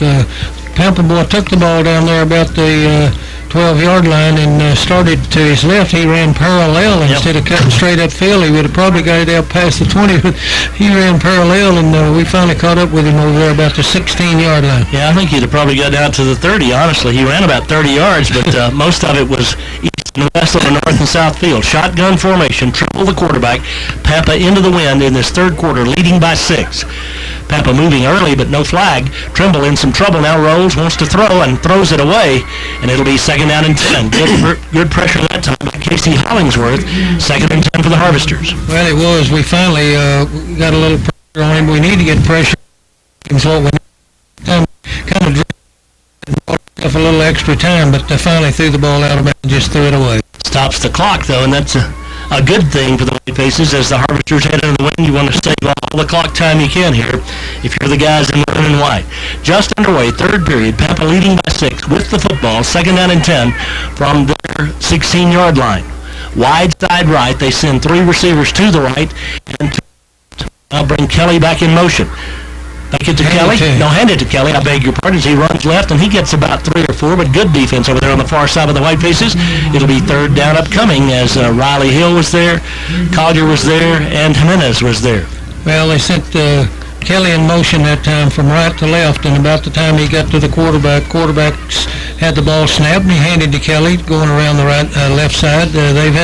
Other teams have had a little success with that play against them, and they tried it there, but not too much, about 3 or 4 yards on the play. Josh Garsh, I got a piece of that tackle too. Jimenez and Collier are the linebackers. Huge play here, 3rd down and 7, early third period. Back to throw. Little hitch pass. Complete ball knocked loose, and it is incomplete. Wow, what a hit by Benj as he leveled the would-be receiver for the Harvesters that time. That was Furnick, and it is 4th down and 7, and the Whitefaces have done just what they needed to start this second half. Well, they have, for a fact. I mean, Benj came with vengeance that time. He hit the ball carry out in the flat about the time the ball got there, and it squirted away. 4th down here, and we should get pretty good field position, and our boys are too deep back. Pretty deep. We are. We're back at the 40, anticipating about a 40-yard punt. Here's the snap. And sails it all the way to the 45, fielded there on one hop by the Whitefaces. J.C. Contreras to the 50, J.C. to the 45, to the 40, J.C. to the 36. Great field position on about a 20-yard return by Caceres as the Whitefaces open up the second half offensively with 10:50 left in the third period. Well, J.C. let the ball get away from him just momentarily there. It didn't bounce away from him. He just kind of down on the ground. He picked it up and around the right side that time, found a little running room like he nearly always does, and got it all the way down to Pampa's 36-yard line. All right, Beaver sprints out over the football as the Whitefaces open the shotgun formation with Lozoya as the tailback, wide side left, and that's where Bridwell and Caceres have come to begin the second half. 2 receivers to the left, 2 to the right. Munguia now changing the play at the line of scrimmage. Takes the snap straight back, 3-man rush. Steps up, throws on the run. Fires it complete inside the 25. Davis to the 20. Davis to the 15, and the sophomore down at the 14-yard line. Just like that, the Whitefaces are knocking at the door of the flag. 2 flags at the end of this play. Let's see what the yellow rags are about. I think it's Pampa. Well, it was a good job by Davis anyway. The sophomore caught the pass down there and moved it on down the field pretty good. Pulled loose from one tackler and got on down to about the 15-yard line, and then I think Pampa's going to get a pull. Caruth it was who just ran headlong into Matt Silva, and I mean, Matt was just standing around minding his own business, thinking about that 43-yard pass he caught in the first half, and it's 1st and go. And the Pampa coach took that guy out, too. So the Whitefaces knocking at the door quickly here in this third period. What we really need to do, obviously, down by 6. 1st and goal at the 7. 10:40 left, third period. Whitefaces come to the line of scrimmage. Blakely at one of the guard slots. Perez on the right side, shotgun formation. Munguia all alone in the backfield. They're going to come on the all-out blitz. Here they come. Throws it complete to Bridwell. Steps away from one man, but can't get away from anymore, and a flag goes down, and now the white faces are going to get a flag. Instead of having it 2nd and goal at the 5, there's going to be some kind of a clip or a hold or something of that sort against the white faces. Well, they called that against Pampa, so they had to call one against us. I don't know what it was or who it was. We probably deserved it. Oh, we did. Kind of took the guy's head off as we ran down the field to block and grabbed him around the neck. And, man, that's just very, very undisciplined play on the part of the white faces. So they'll move it. That just stops, usually stops the drive. Like just before the half when we had the ball down there, we didn't get a penalty, but we had some busted plays, and the quarterback got sacked a couple of times. We got it way back out to 29. This time we get a 15-yard penalty back out to about the 16-yard line. 10-yard penalty, actually. 10-yard holding penalty against the white faces makes it 1st and goal to the 16. So now we got to overcome that penalty. 10:22 left, 3rd period. Hereford down 20-14. The wind at their back in this quarter. Munguia out of the shotgun. Lozoya beside him, wide side right. Out of the gun. He rolls right. Here they come on the blitz, but he gets outside him. Now he's looking at a man wide open in the end zone. That is Silva, and he drops the ball. Matt went to his knees. Munguia hit him. That is the 2nd big drop we've had of the night. On a 4th down play. This one, Silva so all alone. He went down to his knees to make sure he caught it, and it just hit off his shoulder pads, and it is 2nd and goal from the 16. Well, that just shows to go. You got to catch that ball in your hands. You can't let it get to your pads, because if you do, it'll pop out of there, and that's what happened with Silva back there on his knees in the end zone. Good job, but Munguia get around and get open to throw the ball downfield, but Silva couldn't hang on. 2nd down and goal from the 16. The white face is trying to get back in the lead here. Early 3rd period. 2 to the right, 2 to the left. Wind at their back. Munguia out of the shotgun. Takes the snap. Here comes the rush, but they give him time. He's looking. Now steps up. Steps away from the pressure. Looks into the end zone. Throws it down there for Bridwell. Touchdown as, again, Munguia buys time. Bridwell gets open, and the white faces have tied it up with a point after upcoming. And the flag is down the field, and the white faces have an ineligible receiver downfield. A lineman downfield. My goodness gracious sakes alive.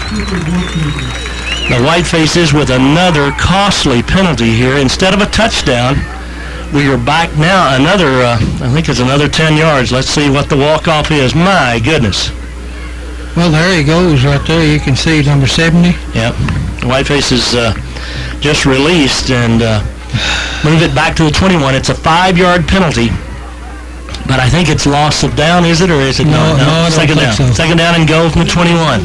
Munguia made a great play. He got away from the pressure, stepped outside. Bridwell did a great job of getting open in the end zone, and the lineman actually just kind of rambled down the field. I mean, it wasn't anything. He wasn't blocking. No, he wasn't doing anything except where he wasn't supposed to be. 2nd and goal from the 21. Shotgun formation. 2 to the right, 2 to the left. Hereford down by 6. Looking. Munguia throws it, and it's intercepted. Intended for Caceres, and back across the 20 to the 25. White faces make the tackle, and I think we grabbed a face mask to boot out to the 30 after the intercept by Kovalt. And a flag down on the far side over there as well. So let's see what these flags are about. Personal foul against Pampa. Now let's see when the personal foul here occurred. There is a personal foul somewhere in the play. Was it on the quarterback? Let's see. Just a moment. We've got to see what this is about. This could be a huge call in this ball game. The white faces threw a pass. He tried to lead Caceres, led him too far. We grabbed the face mask, making the tackle here on the near side. I don't think there's any question. It was pretty quick, but the flag went down there. But there is a flag thrown by the referee, and now this is a large powwow out on the field. Does the play come back? Do we do it again? Was it? I don't know. Referee walks over to the press box. Personal foul against Pampa. Face mask against Hereford. It is offsetting penalties. My goodness. We get the ball back. We're still at the 21, but the interception goes away. Man, if we don't grab, well, you can see the guy coming in on Munguia jumps up and hits him in the head. That's what that call was. But it winds up being no play. Coach Delozier out to get the explanation from the official as the referee goes to the far side. Hereford has scored once on this possession. 9:47 left, 3rd period. And this is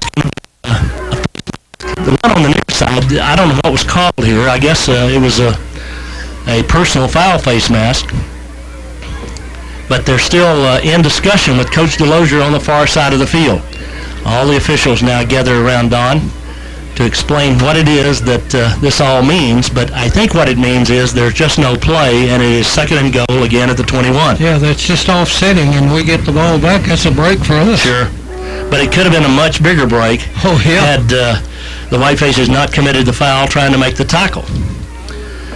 Now, let's see. It may be, we may have, let's see, Don, Kubi, I'm not sure. He's going to step something off here, it appears to me. Personal foul against, and it was roughing the passer against the Harvesters. And that's going to be the flag and a face mask against Hereford. It's declined. And it is second down Hereford. It's offsetting. He's going to come over and explain to Coach Cavalier. Well, he went through a lot of gyrations to tell you what I told you about 30 minutes ago. A personal foul is an automatic first down. That's what I thought we were fixing to get into, some sort of discussion there, Coob, about that. But the point is, it is second and goal from the 21. And this has been a long delay, but the Whitefaces have at least two more cracks to get back in the lead in this football game. Had it first and goal, holding downfield, then had a receiver downfield, and now get it picked off and have a face mask against Hereford. So 3 penalties in a row against the Whitefaces. Mungia, right for Bridwell. Bridwell going up, it goes down. Bridwell caught the ball, and this time I think they're going to call offensive. If it is, it's the 4th straight penalty against the Whitefaces. And Coach is again catch again. It's some of that Michael Irvin stuff you've seen so many times where they're battling the defender and the receiver. And the Whitefaces are going to lose their second touchdown in this series of downs. Wow.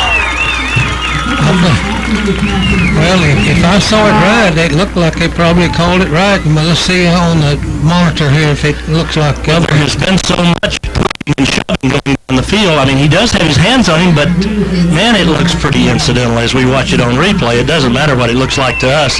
It's a 15-yard penalty, moves it back to the 36, and it is second and goal from the 36. Just like the drive at the end of the first half, this one is just ending in disaster for the Whitefaces. 4 consecutive plays with penalties. 2 touchdowns called. A holding, an ineligible receiver downfield, a face mask, and an offensive interference. 4 consecutive plays. Count them. From the 36, it is second down and goal. 9:42 left, third period. 3 down linemen for Mungia and the Whitefaces. Straight back. Here comes now 4th in the rush. Throws it long. Looking for Casares. Casares goes down. There's no flag this time. And it'll be third down. Tried to get it all there, and JC tried to adjust to the ball, but couldn't. My goodness, you think about what has happened in this series of downs. The Whitefaces drop a touchdown pass, have a touchdown call back because of a penalty, have another touchdown call back because of a penalty, and now face a third down and 36 for a first down when they started at the 5. I wish we'd punt. We're out to the 36. This is 4th down, isn't it? This is third down. No, third down, okay. 9:34 left, third period. Hereford down 20-14. What a series this has been, and what frustration for the Whitefaces. Out of the shotgun, 2 to the right, 2 to the left. Straight back, 4-man rush. Got time, looking. Throws long over the middle. Overthrows a diving J.C. Casares, and it'll be 4th down. Now the Whitefaces will have to kick. Great effort by J.C., but he just couldn't get there, and a great play by Mungia to throw it where he did. Cawthon and mates gave him time to throw it. I just don't think we've got any choice but to punt it right here, Coop. Well, I don't either. We're going to. They're coming. The punt team's coming on the field. Well, I just cannot tell you what a momentum breaker all that is. I'm not saying that we didn't deserve it. I'm just saying it is very, very difficult to overcome. JC will try to pooch it. Again, the wind at his back. But the Whitefaces failing to take the lead with a first and goal at the 5. Out of the shotgun. Good snap. Token rush. Punt is sailing down around the 10-yard line. Hits right there, bounces straight up. Great punt by Casares, dead at the 6. What a job by JC as we got the most out of that we could, all things considered. JC with a great punt. Boy, it really was. He turned to the sideline like he was going to try to punt it out of bounds over there somewhere, but, well, they put the ball about the, about the 7 yard line. Yeah, about the 7. It died about the 7-yard line, which is a great job by Casares. We need the defense to give the Whitefaces some momentum back here. Prisk and Benavides and Norez in the secondary for the Whitefaces, Collier and Jimenez, Tenna in there, the defensive tackle, Hollingsworth on the near side, Garza, Gabriel. Here come the Harvesters, deep in their own territory, heading into the wind, leading 6. Hereford could use something to get some momentum. A turnover, Trimble on first down out of the shotgun, takes the snap, hands off to Kelly. Kelly up the middle. Kelly gets about good defense. And upcoming, I think that is Tenna, the big tackle. The tackle. Well, they handed off to Wilson off left tackle that time, and according to what's going on the sideline, he picked up only 2 yards off left tackle. Pretty good defense over there by the Whitefaces. 8:50. Roosters like here while they have the win face. Oh, they're going to throw it. They lead by 6. Wide side right. Trimble's going down under center. Kelly, the deep back in the eye. Gonna go back and throw over the middle. Got a man there. Oh, the pass almost intercepted by Collier. Cameron knew what was coming. He stepped in front of the receiver, and it would have been 6. Throw by Trimble. Boy, just what we would have needed. I'm telling you, we just seemed to come up. He really did a great job. I mean, Cameron going to hit interceptions the last 2 games. That stops the clock. 8:35 left, third period. 38 Harvesters again at their own 9-yard line. Harvesters send 3 receivers to the right, 1 to the left. Trimble in the shotgun. Running back stands beside him. Trimble. What's some kind of screen? Going to throw it long, but the Whitefaces are there in coverage. Pass is incomplete. Could have been caught. And the Harvesters will have to kick it away. Torres had it hit off his shoulder pad, but honestly, Norez was for strike with it. Stops the clock with 8:20. The Harvesters didn't do much with that golden opportunity, and Hereford will get it back in great position. Well, the last 2 times we've got just what we wanted. Yep. Last time we did the same thing and didn't do anything with it. Let's see what happens here. We've got to get some points on the board this time. Casares and Silva in twin safety. Harvesters kicking into the wind from their end zone. High snap at control. Kicks it end over end, hits up at the 35, bounces, Matt picks it up at the 42. Silva's in trouble. He'll lose back to the 45. I think we may have had some kind of a reverse there. And he loses about 4, but still at the 47, Pampa, good field position for down by 6. Not quite as good as it was a while ago, but still in Pampa. It's really good field position. We got to move that ball on down and get some points on the board. 8:19 left in the third quarter. Again, Hereford with the breeze in this period. Then after this quarter ends, the wind is going to settle. That's what we predicted. Bridwell to the side. Davis, Silva, Casares to the far side. That's the wide side of the field. And the quarterback is Parker Bridwell. Out of the shotgun, Parker hands off Lazoya. Straight ahead. Drives the pile for about 2. Second down and 8. Good defense by the Harvesters. The clock now in motion. Well, we got a little bit of a push there with the offensive line. It's not like losing 3 or 4. We picked up about 2 or maybe just a little bit more on first down. The ball still hadn't been marked down ready for play, but now it is. Put down at the 45-yard line. Second and 8 for the Whitefaces.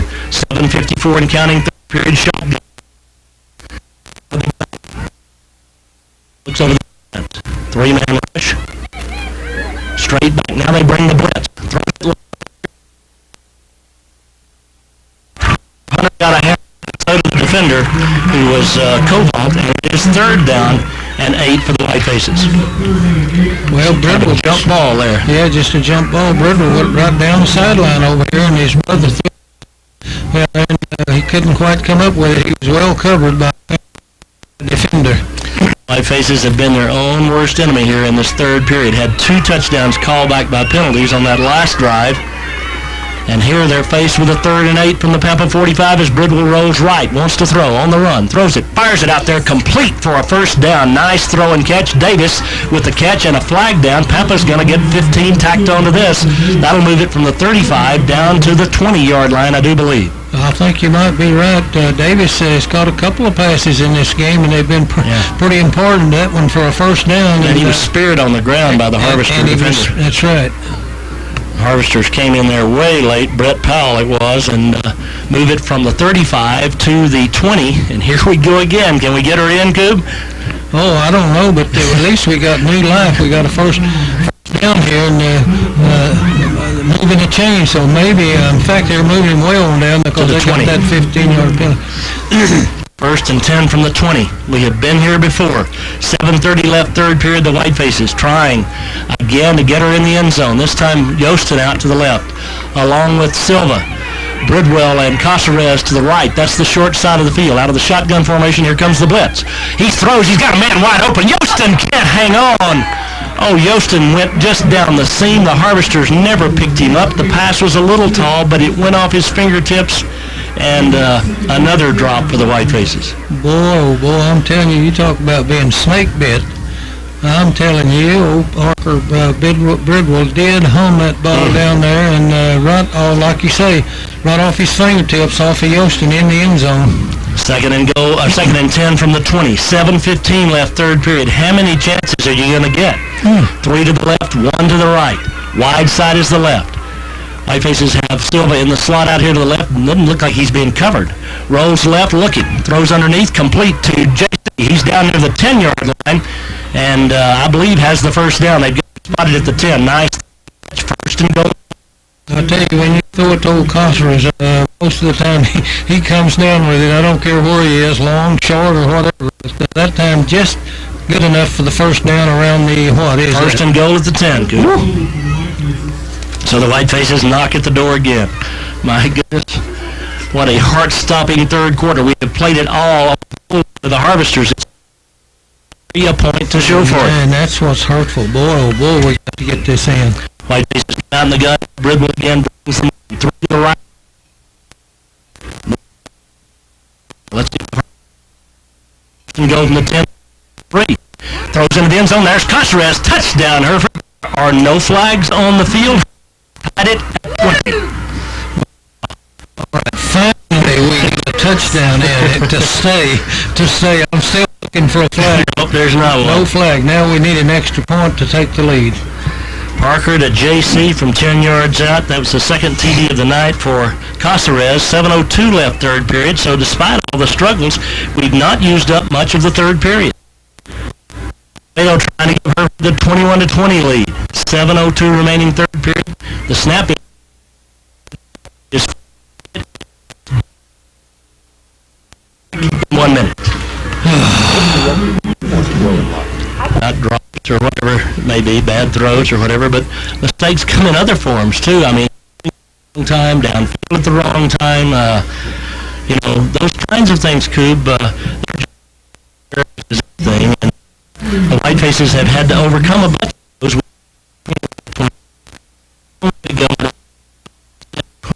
It's left of wind in this game for the Whitefaces. Well, what we need to do is stop them real inside the 20 right here and get another 3 and out here while we still got the wind. That would be ideal. Here we go. Bridwell, who just threw the touchdown pass, ready to kick it away, Parker is. And let's see what he does with it here. Wind in his sails. 21-20 Hereford, as this ball game is a barn burner. High end over end, going to be fielded at the 10-yard line. Running wide to the right, trying to get to the corner. Again, the Whitefaces get down, and what a hit at the 17-yard line. What a tackle by the Whitefaces. Mickey Castillo, the junior, unloaded on the return man Wilson. And again, they start inside their 20. Just what the doctor ordered. Now we need a 3 and out here. Come on, defense away. He really got smacked right there. He did. He got hit first. I missed Villarreal hit him around the ankles, but then it was Castillo who just unloaded on him. And the Harvesters at their own 18, down 21-20, 6:55 remaining third period. Many times, over the course of a ball game, turnovers and that sort of thing even out. We'll see if that happens tonight. We are trailing in that category at the moment. Shotgun formation for Trimble. He's got 2 running backs beside him. As the junior takes the snap, pulls up, throws as he's hit. It is dropped. 2nd down and 10. Stops the clock. 10 of that time. Put a lick on Trimble, helped him to his feet, and they'll set the clock at 6:51. Stopped on the incompletion. Boy, that was a good job of putting some heat on the quarterback, I'll tell you that. He got hit about the time he threw the ball. Of course, it should have been completed out here for a little short gainer, but number 11 dropped the ball out in the flat. Torres couldn't hang on, and it's 2nd down and 10, and just as importantly, it stops the clock. Again, going into the wind, we need the clock stopped as much as we can for Harvesters. The Harvesters going into the wind, that is. It's 21-20 Hereford, 2nd down and 10. Wide side left, Trimble out of the shotgun. Pressure. Take it inside, little hitch pass, complete. No gain on the play. Great coverage out there by the white faces. That is Benj, I think. Was it Benj or Prisk? It's Benj. It's Benj, and I think he lost a yard or so on that play. It was just a flat pass out there, and Benj was right there to knock him down. It's right Benavides, it is. Johnny Benavides, coach. He lost a yard on the play. 3rd down and 11. Another huge play here. 6:25 left, third period. The Harvesters 3rd and 11 in their own 17-yard line and going into the wind. The white faces trying to draw up tight, make a defensive stop here. Pressure. Come on, Back pressure. to throw. Come on. He has time. Looks, now pulls it down and rolls right. Wants to throw on the run. Trimble throws and throws it away, and it's 4th and 10. Stops the clock with 6:08 left in the third period, and for the third straight time, it's 3 and out for the Harvesters. A flag is down over there on the far side. Let's see what this is.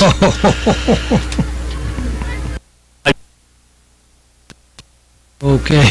I don't know what it was, but we don't care. We want the football halfway through the third quarter. Even if it's a 90-yard penalty, we want the football. White faces will get it in good field position, equal. Late left third period with the Harvest. Fake something down here this deep, Coop? I wouldn't think so, but you never can tell. I'd kind of be ready for some stuff, but 4th down and 11. They'll punt it away if they do from inside their own 10-yard line. Move up, boys. White faces have move up. Caceres and Silva back, and Kubi wants them to move up. And they did a little. And Kubi got them to move up. The kick is high, but it's short, and Hereford backs away from it. It takes a Pampa bounce into Hereford territory down to the 45 with 5:57 left third period. But again, great field position. 3rd time we've had it in this quarter. And the white faces up by one. I would like to widen the gap. Boy, you're not a kidding. If we can just take it and drive it in for another touchdown, it would be wonderful. Well, I'd be satisfied with it. Okay. With their own 45. Again, in this period, with the win, remain 5 minutes and 56 seconds. Munguia, the quarterback, Lazoya, the running back, 3 receivers to the right, 1 to the left. Out of the shotgun, the wide side is the left. Line count, here comes the red. He bounces to the outside. And finally, at the end of this one, this is going to be 15 more on the run down to the 32. That'll move it down to the 17 as the Harvesters hit him out of bounds.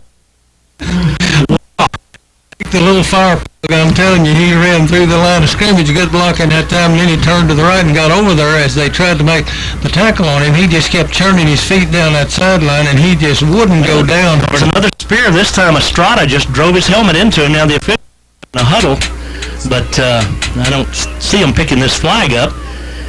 Now they're having that powwow, and they're just going to come tell the Pampa coach who it was, I think, who was the guilty party. Estrada made a great run. I'll tell you, JC now made a great block out in front of all that. Dead ball, personal foul against the Harvesters from the 32, move it to the 17.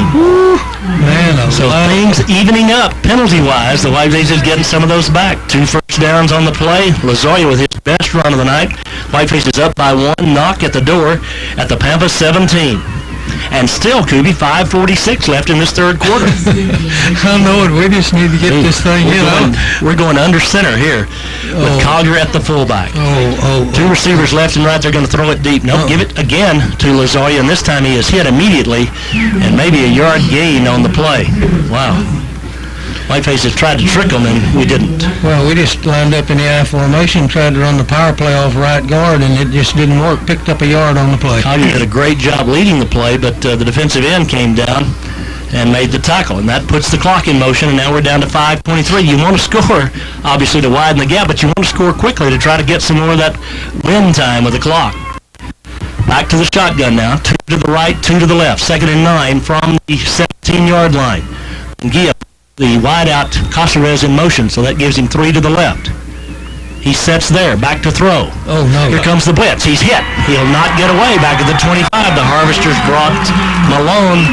He went, and we lose back to the 25. We have seen this game before. It is 3rd down now and 17. Boy, that is really hurtful, I'm telling you. He came unblocked around the right side over there and knocked the quarterback down for about a 7 or 8 or 9 or 10-yard loss. Yeah, we just didn't touch the the defensive end. It wasn't Bledsoe at first, it but he wasn't. just ran around us and made the tackle. Now 3rd and 17, 4:30 third period. Like to get it 25. Mungia, long count. Low snap, now flag down or time. What do we got? The official runs in from the far side. And timeout call by the Harvesters. Wow, 4:20. Pampa. I guess they didn't like what they saw. So Hereford will talk it over on the far side. It'll be 3rd down and 17 Hereford when we come back in 30 seconds. And Coach Cavalier here. Hereford leading 21-20. 4:21 left third period, but it's 3rd and 17 Whitefaces. I don't know what you do at home to bring us good fortune, but whatever you do, do it right now. We need to play here offensively. I mean, a big play, like 17 yards worth. Or just, again, this is 3rd down. A part of it would surely to give them a chance. 4th and 17 is the quarter. Compton in the tackle here on the near side. Hereford sends 3 to the right, 2 to the left. So all along the backfield's Mungia. Let's see if they come after him. Harvesters have 3 down linemen. Long count, they snap it, they just bring the 3. Again, he has to step up, he stumbles forward, and he'll get maybe a couple of yards, but they got pressure with 3 men. The Whitefaces, again, did not do a good job.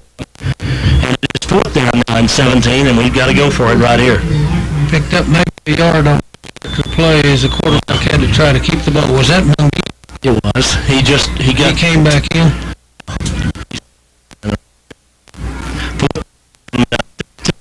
First down.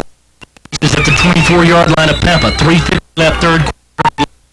The Harvesters trying to hold the Whitefaces once again. 3 to the left, 2 to the right. Long count for Mungia. Going to throw it long again for Bridwell. Into traffic. Up he goes, and the pass is intercepted. The Harvesters intercepted. Up being almost a punt. Bridwell went up to fire. Couldn't make the catch, but that's the next best thing to catching the football, Coop. Yeah, there's no doubt about that. You know, talked about try to intercept the passes down there. They don't realize when the play's going on, the heat of the battle, that they would have the ball back up here if it had just... anyway, I'm glad it didn't, because they got it right down on the goal line. At the 3-yard line of Pampa, it's 1st and 10 Harvesters, and the Harvesters still gathered here on the near side. Ball's marked ready for play, the 25-second clock in motion, so Pampa's going to have to hustle out there.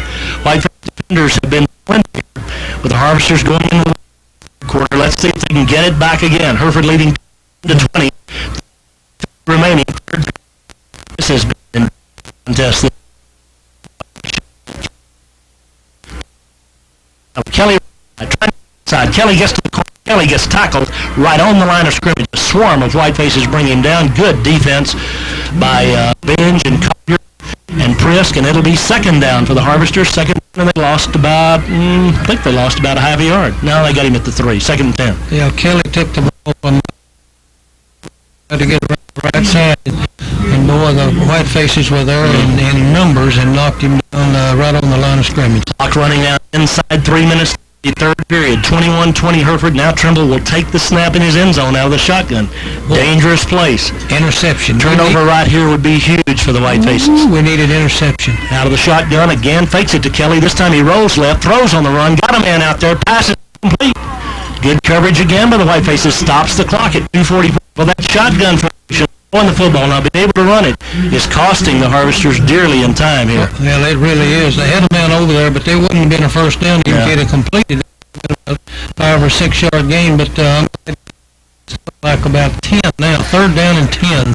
Huge play here. 44 left third period. The Harvesters don't get it here. They're kicking out of their own end zone. Down by 1.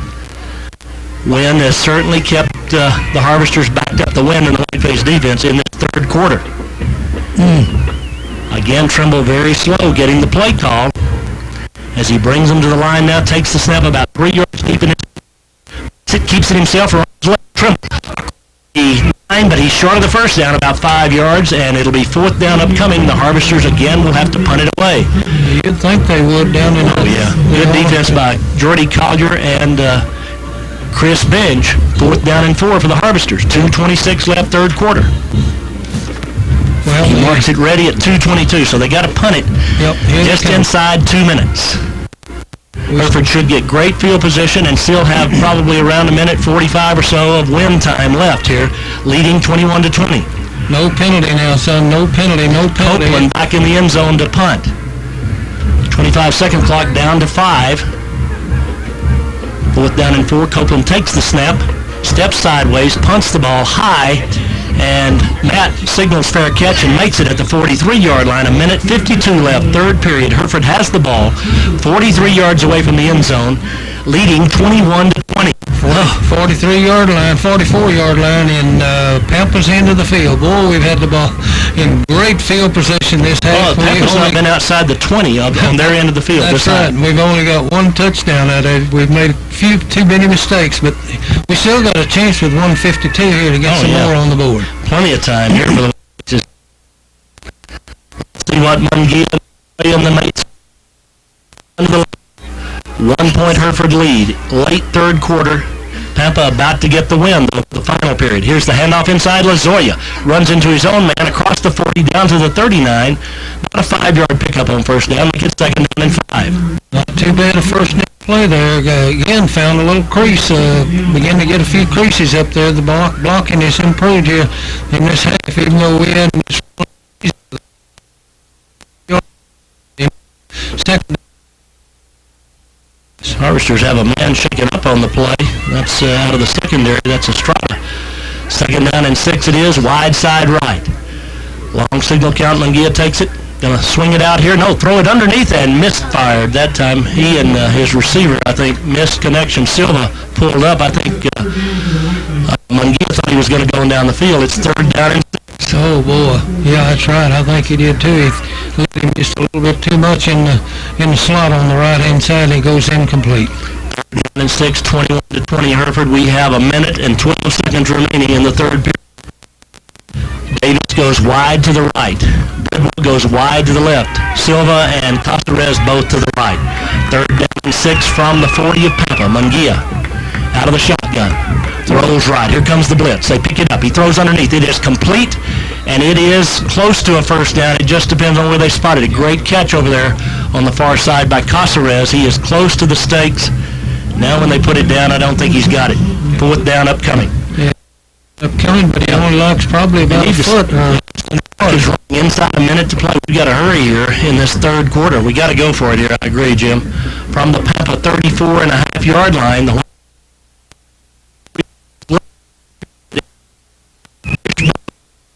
and here comes the Harvesters' big beefy offensive line. Faces hustle up. Harvesters draw in tight. Mungia looks over the defense now. Out of the wishbone. Gives it right side, and Lazoya has the first down as he comes to the 32-yard line.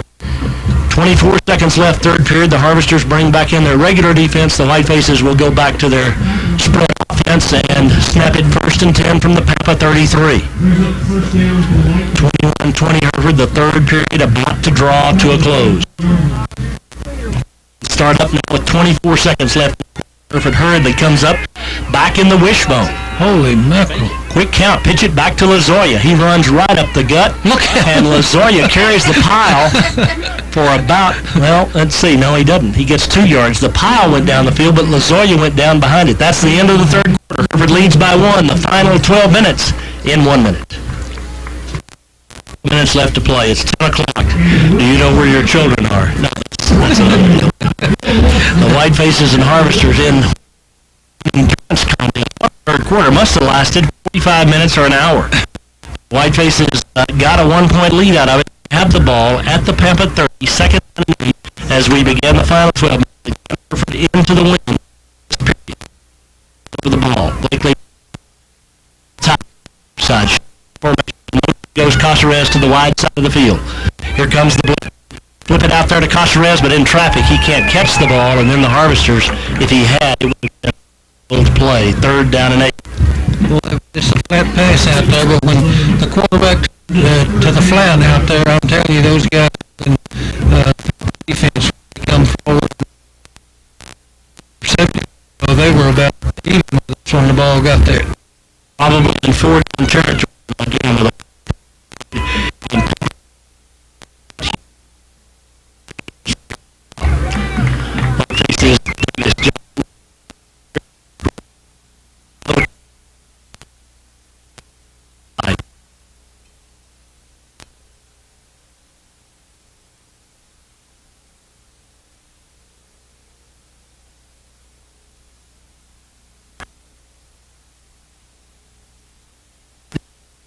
I don't think one. Great just to get where he got. Boy, he did. He ducked under some tacklers up there and come out in the open all of a sudden and dive forward. He likes a little more than 1 yard to make it fourth down. Another big play. This is the biggest play of the night to this point. There will be others, but right now this 4th and 1 is huge for both teams. Here comes David Houston in with the play on the far side. Derry it here. 11-15. 4th and 1. 3 receivers to the left, 1 to the right. Shotgun formation, wide side left. Bridwell's the man to the right. You might look to him. Nope, it's Lazoya up the middle, and he does not. Well, I don't know. He goes with a great effort. He was laying down and on the pile. I think he got the first down. According to that guy over here, he's got it first. The official on the far side's got it marked one place, and now the guy on the near side brings it here. Oh, we lose a yard. Coach DeLozier is out on the field, and the two officials had two distinctly different marks, and the guy on the near side, on the Pampa side, brought it over here. Oh, Coach DeLozier. The guy on the far side had it marked way further field, and there's going to be a discussion about all this. The two officials now converge. The referee and the official on the far side. He was short, but he did not go to the ground. He kept crawling over the pile, backing up, going forward, or backing. He was on his back, actually, on the pile, kept going forward. And now this is a huge, I don't know what happened, but a great individual effort to make this what it is. And now the officials, it's on the Pampa side, who tried to get it marked short, loses the battle. That'll bring the ref over, and the Pampa coaches are furious now. But, I mean, it was obviously marked on the far side of the field, and the Whitefaces get the first down. The Pampa coaches are livid. Coach Cavalier argues, the guy on the near side, I'm telling you, marked it.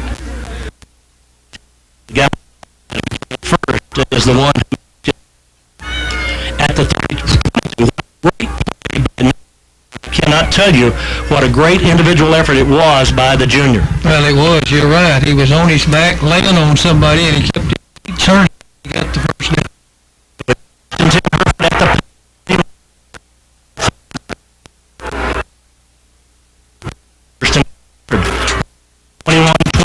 Inside 11 game, the clock running. Again, the Whitefaces trying to widen the gap and trying to use up precious time going into the win. Shotgun formation. Faces 3 receivers to the right. Ryan, long count. Take it, hands off back inside Lazoya. Run the trap. Lazoya is hit, and he'll be drugged back at the 20. Gain of 2. It's 2nd down and 8. Boy, I'm telling you, it looked like for just a second he was going to break out of there and make quite a few yards. That's that little misdirection thing again, but that linebacker did a good job of staying at home on the right hand side. Taylor Buse it was who made the tackle, and it's 2nd down and 9. Again, the clock though, 10-10 left to play. I mean, obviously a long way, but all the time the Whitefaces can use up here, and if you could get a touchdown along with it, what a bonus that would be. 2nd and 9 from the Harvester 20. Wide side left. Shotgun formation. Nobody in the backfield with Mungia. Here we go. Back to throw. Flags down. The Whitefaces move prematurely. So it's now 2nd down and 14. It seems like when we get down close to the goal line, we start making some little bitty mistakes that really are hurtful. We moved too quick that time, so it's a 5-yard penalty, and 2nd down and about 14 now. Penalty turns out to be closer to 3, or 4, so we'll take that. It's 2nd down and a long 13. The Whitefaces again with the football at the Pampa 5. 9:44 left in the ball game. Mungia out of the shotgun. 2 to the right, 2 to the left. Long count. Back to throw. Has time. He's hit and dropped. Time and then held it a little too long, and when he did, down in a heap he went. The Harvester sack him. That's Bivens on the tackle, and boy, that has happened again. Like Kuby said a moment ago, so many times tonight we have gotten near the lip of the cup and cannot pick up the big play, and in fact lose the big play. Well, we had a guy miss a block there on the right-hand side, and that guy went right on through and made the tackle for a big loss, and now we're in really big problem. 22 from the 35 of Pampa. The Whitefaces with the ball. 8 left to play. Wide side left. Shotgun formation.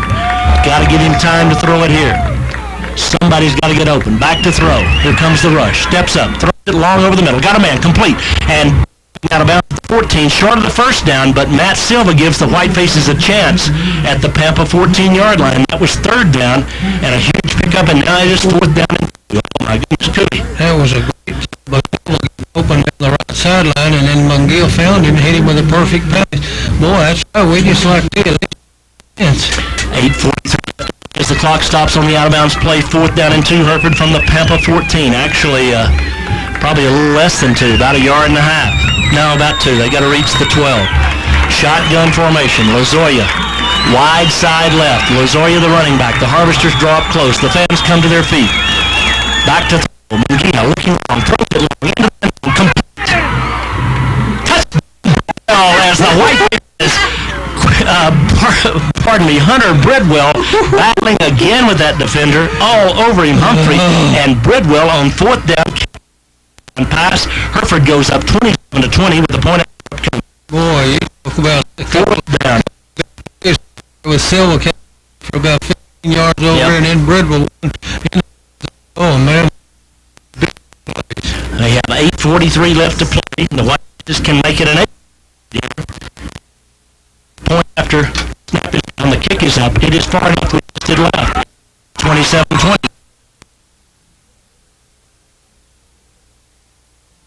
In 1 minute. Is that his first miss of the season? Yards and 3 conversions in that drive for the Whitefaces. How about that? Defense in the missed extra point, the first of the year. Vado, but now it's a 7-point ball game. To kick it away again, kicking into the breeze this time, though. The Harvesters have the win. This half sails it to the left, hits around the 30, picked up and run out of bounds by the Harvesters. Turns out to be a very effective kick. If he had let it go out of bounds, they would have gotten the penalty against the Whitefaces, but they didn't. And so the Harvesters take over with the win at their 42 left to play. Pampa has not scored a win in this ball game. Just would mention that for what it's worth. They have the win now. The kick went off the side of his foot and went along the left sideline over there, and the Pampa ball picked it up right along the sideline and stepped out of bounds about the 30-yard line. That's where Pampa takes over. We need a turnover right now. Would that be nice? Whitefaces up 27-20, trail 20-14 at halftime. Trimble, Kelly, and the Harvesters back out there. Shotgun formation, wide side left. In motion they go, back to throw. Trimble all day. Now dumps it out to the right side to Kelly. Kelly makes the catch, and Kelly doesn't get back to the line of scrimmage. It'll be second down and 12. Great defense. He couldn't find anybody to throw the ball to downfield, so Kelly just drifted out in the flat as an outlet man, and he finally threw it out there to him. But we had tacklers come in to make Collier and Hollingsworth. About a 3-yard loss. Collier and Hollingsworth, the defensive end of the linebacker, make the stop. We have 8 minutes and 14 seconds left to play. Pampa with a 2nd and 13. Hereford leading 27-20 here in the fourth quarter in what has been some kind of football game. And still a long way to go. Oh, Trimble out of the gun. Back to throw. Trimble looking, has time. Here he comes. Now the breaks down. Trimble scrambles out of there. Throws on the run. Underthrown, and it's third down and 13. Boy, good defense, good coverage, good rush. It really was. That was a great job. I don't know what's going to happen from here on, but boy, they've been 3 and out for ever since this half started, and I hope this is the next one. Third down and 13 for the Harvesters. Clock stop. 7:54 left in the ball game. Harvesters got to come up with a big play here, or probably punt it back to the Whitefaces. Hereford has Benavides out here on the coverage on the near side. Pampa sends 2 receivers to the left. And again, Trimble in the shotgun with Kelly beside him. Now they move in tight. Come on, boys, get out. Frisk out here along with Benj. Wide side left now. Back to throw, rolling left. Looking, throwing long. Got a man there. Pass is intercepted. What a play by Frisk as he intercepts at the Hereford 48. Catch by the junior. Good grief, Gertie. What a play. Wow. Well, now we got an ineligible receiver down. Now they're ruling it incomplete. Said he didn't catch it? No, this guy did. Okay. We got it marked up here. Hereford refuses the ineligible receiver downfield, takes the ball at the 48 on their end of the field. Hereford has it, 1st and 10. 7 seconds left to play. Boy, that's the first turnover of the night, and what a time for it to come. What a play by Priss. It was. He was almost laying on his back when he caught it down there at the 48-yard line. Good job, Chris. Whitefaces leading 27-20. Now want to use up some serious clock. Boy, Any kind of point, a touchdown, field goal, anything for the Whitefaces right now would be huge. But a long way to go, and again, going into the breeze. The Whitefaces come out now with Bridwell at the quarterback, the sophomore, wide side left.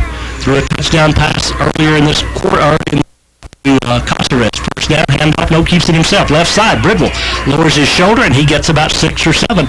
I'll make it 5 on the first down. Second down and 5, but a good start to the series of downs. Yeah, it really was. He faked the ball to Lazoya that time and kept it right over left guard. Good blocking over there. Picked up about 5 yards on the play. Is now bring Hinojosa in there. Casares comes out. And also in the ball game is Davis. Clock is running. 7:21 left to play. Hereford leading 27-20. Bridwell out of the shotgun. Has 2 backs standing beside him. Has 2 receivers to the right, 1 to the left. The sophomore looks over the defense. 3 down linemen. Fakes it, rolls left, wants to throw, dumps it out there, complete to Lazoya, but Lazoya is stopped after a gain of only 1. Good play by the Harvesters. A little bit slow getting it off, looks like that time. We tried to run a little screen out in the left flat to the tailback that time, and it was complete, but he only picked up a yard or so. He got ahead of the lineman, and the lineman got behind him. It's 3rd down and 4 now from the Pampa 45. Clock running with 6:42 to play. Into the huddle comes Chase Yosten with the play from the bench. Got to throw it right here, you would think. 3rd and 4. Wide side right. That's where Yosten comes. Out to the left goes Bridwell. Casares and Silva also to the right. Bridwell out of the shotgun. Takes the snap. Straight back. Throws it. And down inside the 40-yard line goes Hunter Bridwell first and 10 Hereford as the Bridwell brothers hook up for a huge 3rd down conversion. Boy, you're not a kidding. Bridwell went down, the senior Bridwell went down the sideline over there about 7 or 8 yards and just stopped, and Hunter hit him with a perfect pass, and it is a 1st down for Hereford. Clock stopped with 6:17 left to play, and the Whitefaces with a fresh set of downs at the Pampa 37. Hereford now breaks the huddle, wide side right, shotgun formation, trying to use all the time they can. Lazoya, the running back, 3 receivers to the right now behind Bridwell. Time called, and now, a flag on the near side as the Whitefaces come out, and this has got to be against Hereford. I don't know what the penalty is, but the official on the near side throws the flag. Dead ball, illegal procedure against the Hereford Whitefaces. Wow. Well, that guy's been wanting to call that for a long time, so he just decided to call it. Let's see, we've got the I don't know replay here. Whitefaces moved back inside, but we obviously come set. I mean, it was JC who moved, but he just moved. We hadn't begun the play, and he moved back about 2 steps to his left and then came set. And then suddenly the flag came down, and it's 1st and 15, and every yard obviously precious here. 5:53 to play. Well, there wasn't anything wrong with that. The ball wasn't snapped. He can move, and he was set for a second anyway. Wide to the right are 3 receivers. Bridwell, the quarterback. Into the wind go the Whitefaces, leading 27-20. Long signal count, takes the snap, hands off inside Lazoya. He can't break the line of scrimmage. Gets back only to the 42. It'll be 2nd down and 15. Oh, boy. Got to come up with another big play. That's all there is to it. It's 2nd down about 14 or 15 for the 1st down. Well, I'll tell you what, I don't know if we got the nerve to do it, but a little right here to be the answer. There goes Bridwell, Hunter out to the left. Parker, the quarterback. 3 receivers to the right. 2nd down and 14, Whitefaces. 5 minutes left to play in the ball game. Hereford leading 27-20. Using all the 25-second clock they can, he rolls right, wants to throw, has some time, on the run, fires it, complete, and Davis stumbles inside the 30 to the 29, 2 yards short of the 1st down, but 3rd down upcoming. Another big play that gets the Whitefaces back in position to convert. Well, it sure was, and that makes about 2 or 3 passes that Davis has caught. Yep. He's kind of showing up here tonight, and boy, that was a big play. 3rd down and about 2. Surely we can make 2 yards and 2 downs. If he hadn't stumbled, that might have been a really big play. That's right. Inside the 30 at the 29.5. 3rd down and 2 for the Whitefaces, leading 27-20. The clock running with 4:25 left to play. Again, Hereford driving into the wind in this final quarter. 3 receivers to the right, 1 to the left. Bridwell takes the snap. Gonna throw it. Fakes it, and he's gonna give the to his brother. He goes up and makes a diving catch, and he dropped the ball as he came down. He did do the little hitch and go, and Hunter went up, and as he came down, the ground jarred the ball loose. Wow, what a throw and what a near catch. But he couldn't hang on, and now, Kubi, it is 4th and 2, and this could be the ball game, this snap of the ball. If Hereford can convert here, let's see what they do. Oh, boy. 4:10 left to play. I am worn out. I am sure you at home are the same. We are in the 4th quarter. Hereford leads by 7, trying to keep the football, trying to keep this thing going. The Whitefaces are going to let the clock run down and then take a timeout here and talk this thing over. As we have 4:10 to play, it'll be 4th and 2 Hereford when we come back in 1 minute. What a second half the Whitefaces have played. This defensive unit has been spectacular. And right now, the Whiteface offensive unit trying to maintain possession at the Pampa 29, 4th down and a long 2 for the Whitefaces. Kubi, what do we do? Oh, I don't have any idea, but I just know we need to come up with our 2-yard gain play here, or 2.5-yard. Boy, it would be important. Well, the clock obviously a factor now. Both teams have 2 timeouts remaining. The Harvesters obviously got to get the football back. The Whitefaces can hang on to it here. I mean, again, precious seconds evaporating on the clock. But if Hereford doesn't convert from the 29, the Harvesters will have the football in pretty decent field position. And plenty of time left. Sure. We need a first down so we can run some more time off that clock. Well, let's see what Bridwell and the Whitefaces have.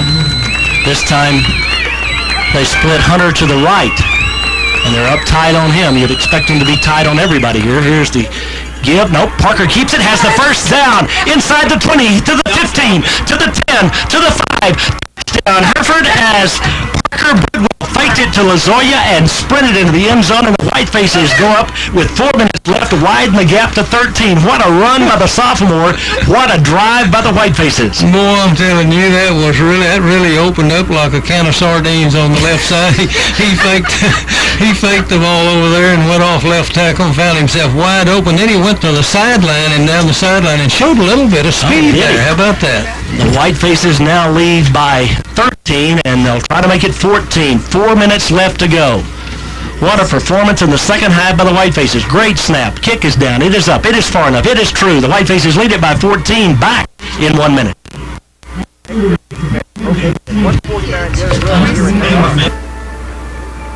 All right, here's the deal, sports fans. 4 minutes left to go. The Whitefaces lead by a score now of 34-20. Hereford has played a brilliant second half defensively and offensively and has a 14-point lead after trailing by 6 at the intermission, and all that momentum that we thought Pampa had went away in that third quarter. Boy, it did for a fact. But we got to hang on here now. Up by 14, Bridwell to kick it away. The Harvesters, let's see. This time he hits it high and sails it deep. Fielded back at the 15-yard line by Kelly. Kelly back to the 20. Kelly a little seam across the 30.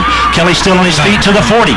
And Bridwell brings him down at the 46. But a nice return by the Harvesters there as they get good field position to begin with 3:51 left to play. Pampa has 2 timeouts left. They trail by 14. Pampa has not had a first down in the second half, Kubi. Oh, I know it. Isn't that something? Not one first down. Unbelievable. I wish we could do it again right here, but now they're going to open up, and they're probably not going to do any running. They're going to do some passing here, and we got to be ready. Prisk, it was his interception, the last possession, that started that Whiteface drive. Let's see. Just got to keep them in front of us right here, not give up the big play. That's right. Make them use some clock. 3:51 left to go. Pampa with 2 timeouts, down by 14.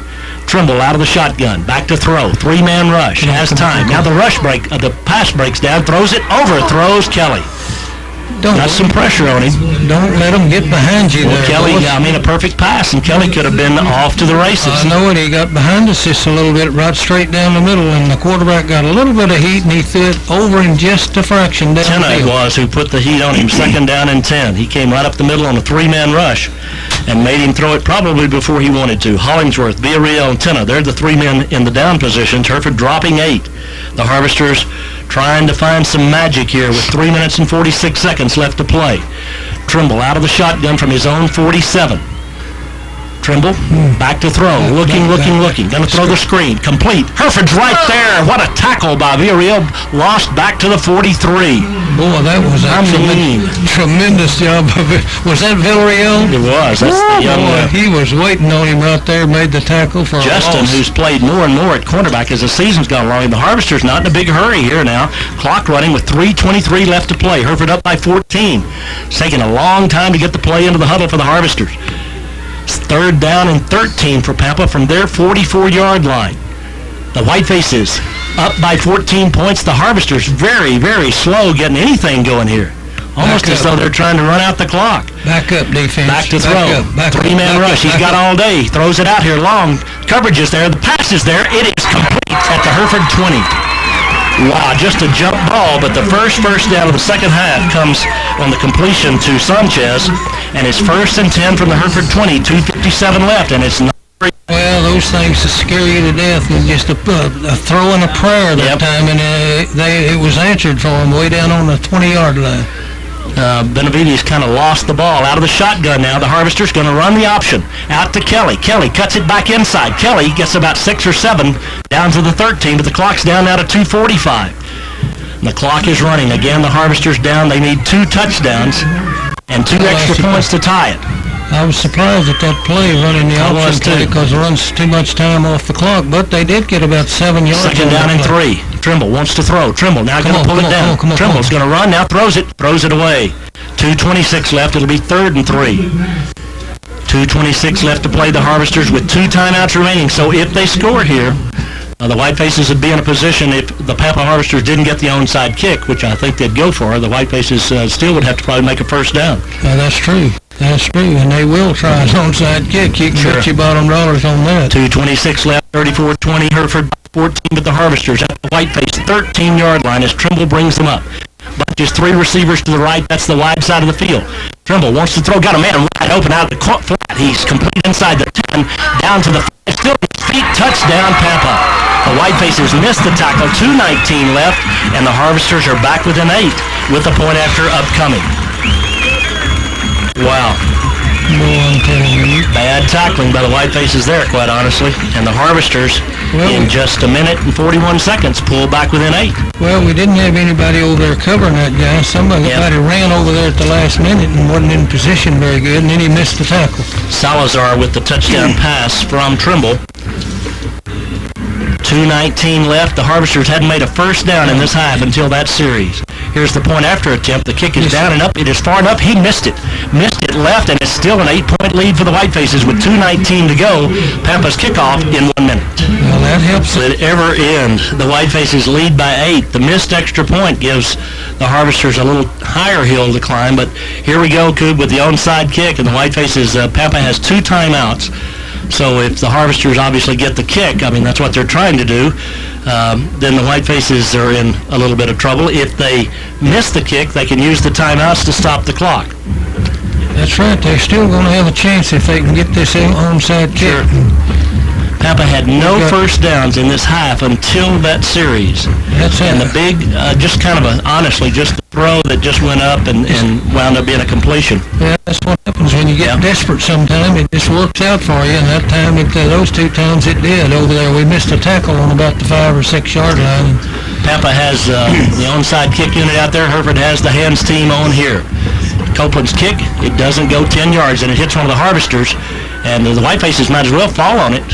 Pampa will now down it there, but the ball, we should have gotten on that ball. The Harvesters illegally touched it. It's Hereford's ball at the 42-yard line. It was a horrible onside kick. It went 3 yards and hit one of the Harvester players. You could tell that they hadn't practiced that very much. No, I don't think they had either. Wow. Well, the Whitefaces have the ball. Now, here's the deal. 2:19 left to play. The clock didn't start on that. That's a weird one. No time ran off the clock. Where are we playing? 43-yard line of Pampa, 1st and 10 Hereford. 1 1st down's probably going to win the football game. But if we don't get a 1st down, Pampa's going to get the football back down by 8. That's true. But that onside kick fail means Pampa's going to get the football back probably deep in their own territory. Let's hope they don't. Munguia brings them out in the shotgun. Runners on either side of him. Pampa with 5 down linemen now expecting the run. Mungia gives to Lozoya. He is hit, he struggles, and gets to about the 41. About a 1-yard pickup, second down and 9. Harvesters use their second timeout. Stop the clock with 2:10 to play. So what do you do here, Coop? Dare you throw it if you're the White Faces? We may have to, but I doubt if they do on this next play. But on third down, we might. Yeah. Or we might here on second down, just to try to catch them off guard. I don't know. We might, but I sure hate to have the clock stopped in case it's incomplete or maybe intercepted. But Pampa has one more timeout, so they can stop the clock one more time. Hereford leads by 8 in a ball game that has been a barn burner. That's the reason I think I'd run it this time, because it'd force Pampa, I think, to use it last time out. It would. And on the other side, as the counterpoint, I would throw it on this down because I don't think Pampa thinks we will throw it on this down. On third down, they're knowing we're going to, if we don't make it, they know we're going to throw on third. I do think there's some element of surprise here. I think you're right about that. They know we're going to throw on third down if we don't make it here. Yeah, you're right. Second down and 9. And the one timeout may not make a whole lot of difference, honestly, one way or another. It could, but Mungia, let's see what he does. 3 receivers to the left, 1 to the right, shotgun formation. Second down and 9. 5 down lineman again. He rolls left. He wants to throw it. He's looking. He pulls up. He pulls it down. He is hit, and he'll get back to the line of scrimmage. No, he won't. It'll be third down and 10, and the Harvesters use their final timeout. Well, that was a good play for 2 reasons. Ryan didn't have anything. He pulls it down and makes them use the timeout, and the Harvesters are now out of timeouts. Although the score, now they're out of, they show on the scoreboard they're out of timeouts. Yeah, well, here we go one more time, Kubi. We got a third down here. Now we can throw it. If it's incomplete, stop the clock. We can run it and start the clock, and then we'd punt it around a minute and 30 left to play. Which would you do? I believe I'd run it. Okay. Kubi wants to run it and run the clock down. Yeah, they would run the clock down. Then kick it down as far as we could. Sure. That's not a bad plan, Koob. I kind of like your play there. Kubi usually a wide open sort of a guy. But I think we'll throw it. Kubi thinks we'll throw it. Okay. Well, either way, if Hereford doesn't come up with 10 yards here, Pampa gets the ball. If Hereford comes up with 10 yards here, you run the clock out. That's kind of where we are. No doubt about that. If we throw it, we need to complete the pass so the clock will continue to run. First down or not, I would agree. Shotgun formation. We are in the throwing formation. Lozoya, the running back. The Harvesters this time have 3 down linemen, so they think we're going to throw it. But let's see if they don't bring the blitz. Sure they are. They're creamed up there, and here they come. Hereford picks them up for the moment, throws it, and underthrows his intended receiver. Oh, Mungia took a shot. Boy, he is down, but gets up. Man, he got hit and hit hard. So the White Faces do try to throw it, do stop the clock, and the Harvesters will get it back with probably something around a minute and 45 left to play, minute 50 left to play. Hereford must punt, leading by 8. The Harvesters send Kelly back as single safety. Got to be careful of him. Boy, you're not kidding now. I'm telling you, this is dangerous. Harvester's going to come for the block, too. As here's the snap. Here comes the rush. The kick is away. It is short. It's going to hit around the 20. It's going to bounce to the 15. It's going to roll down at that point and be dead, and the White Faces will send the defensive unit out there with 1 minute and 54 seconds. That play took 6 seconds. Now, come on, folks. The White Faces will try to defend the field. Again, got to keep them in bounds, got to keep them in front of you, and need to make a defensive play. Leading by 8 with 1 minute and 54 seconds left to go.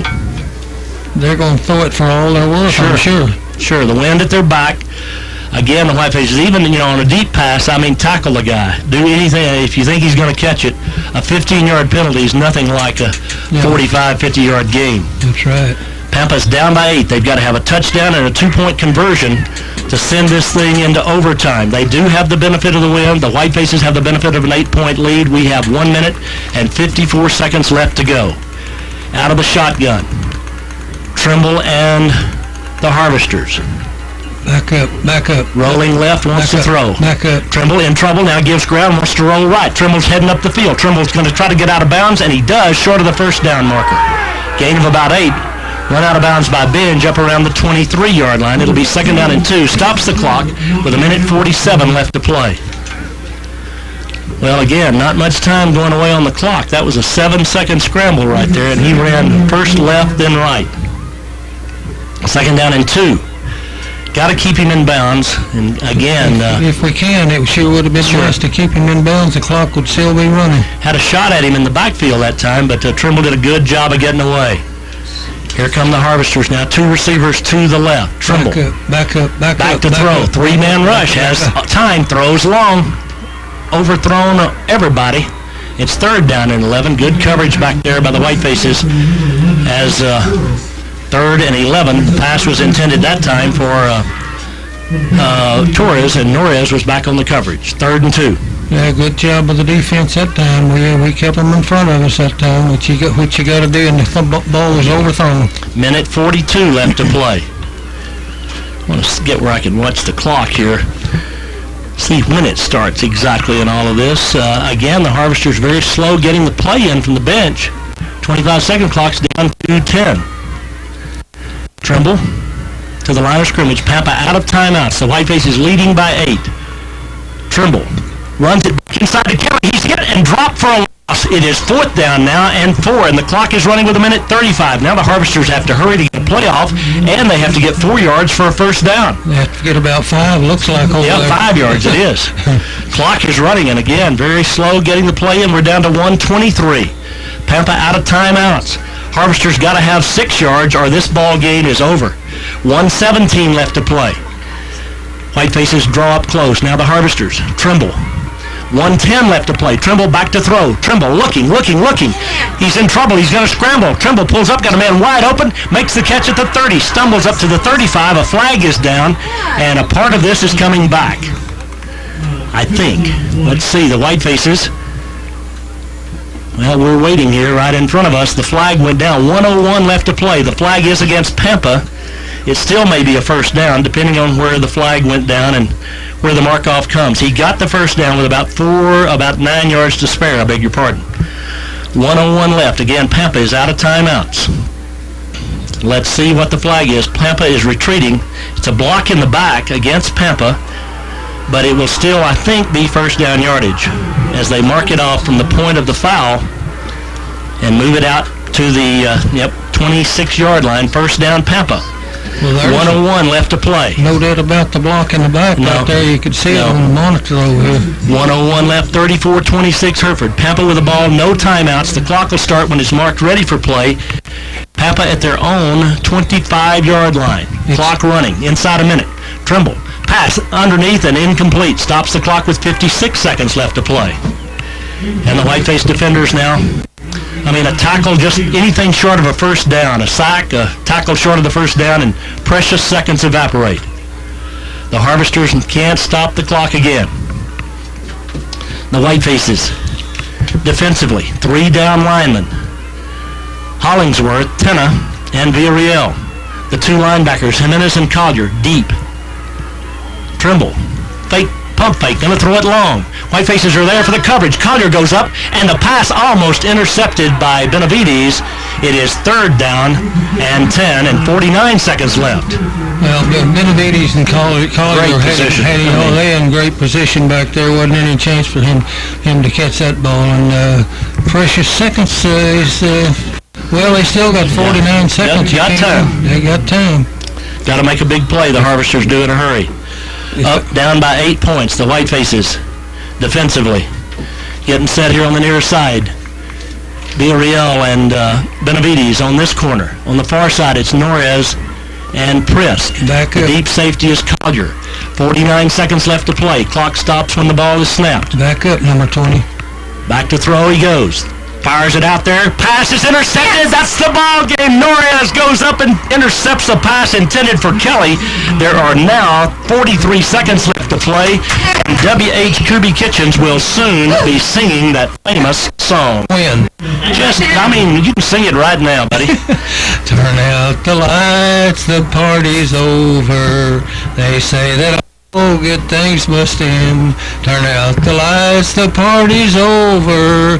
And tomorrow we start the whole thing over again. The Whitefaces have to snap it probably twice. 43 seconds left. Don't have to do anything but kneel down.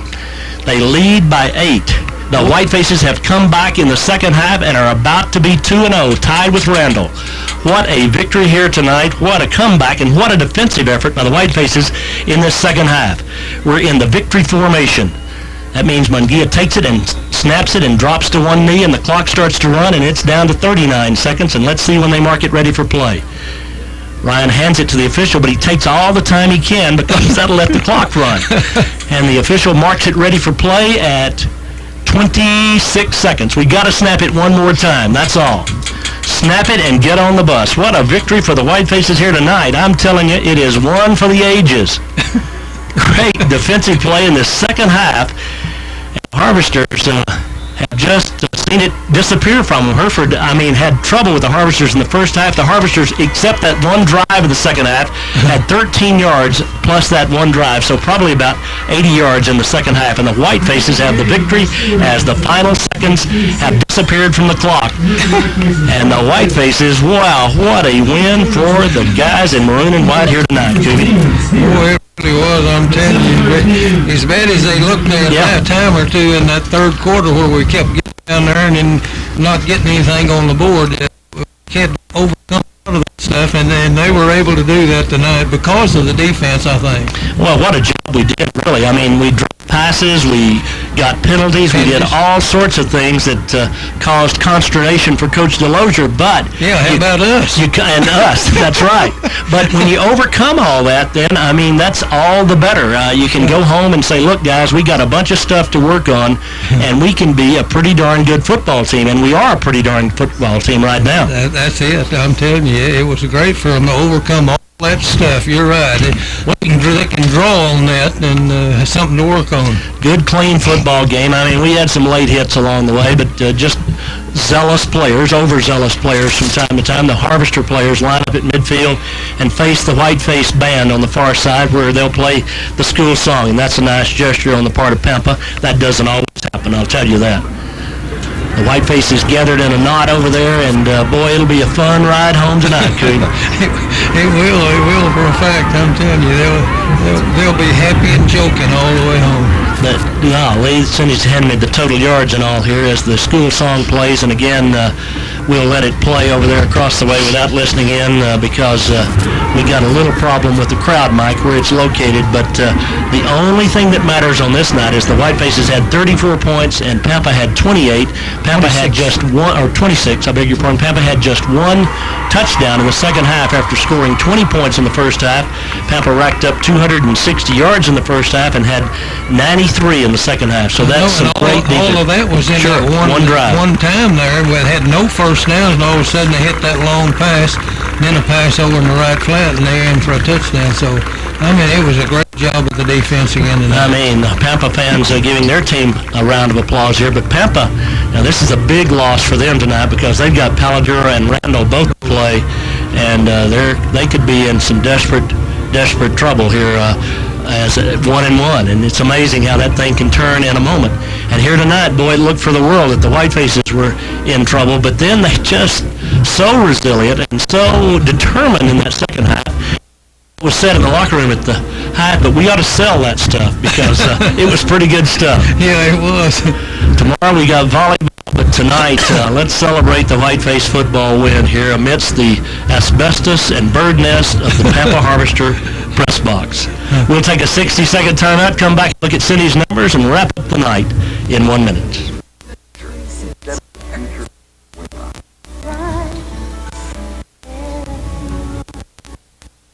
Electric co-op. Your touchdown. Harvester Field 34-20 win as they kneel on the far side around Coach Delosier and again go to 2-0, tied with Randall after 2 games in district play. Who would have thought? Oh, yeah. But those guys are going to be sky high. Right high.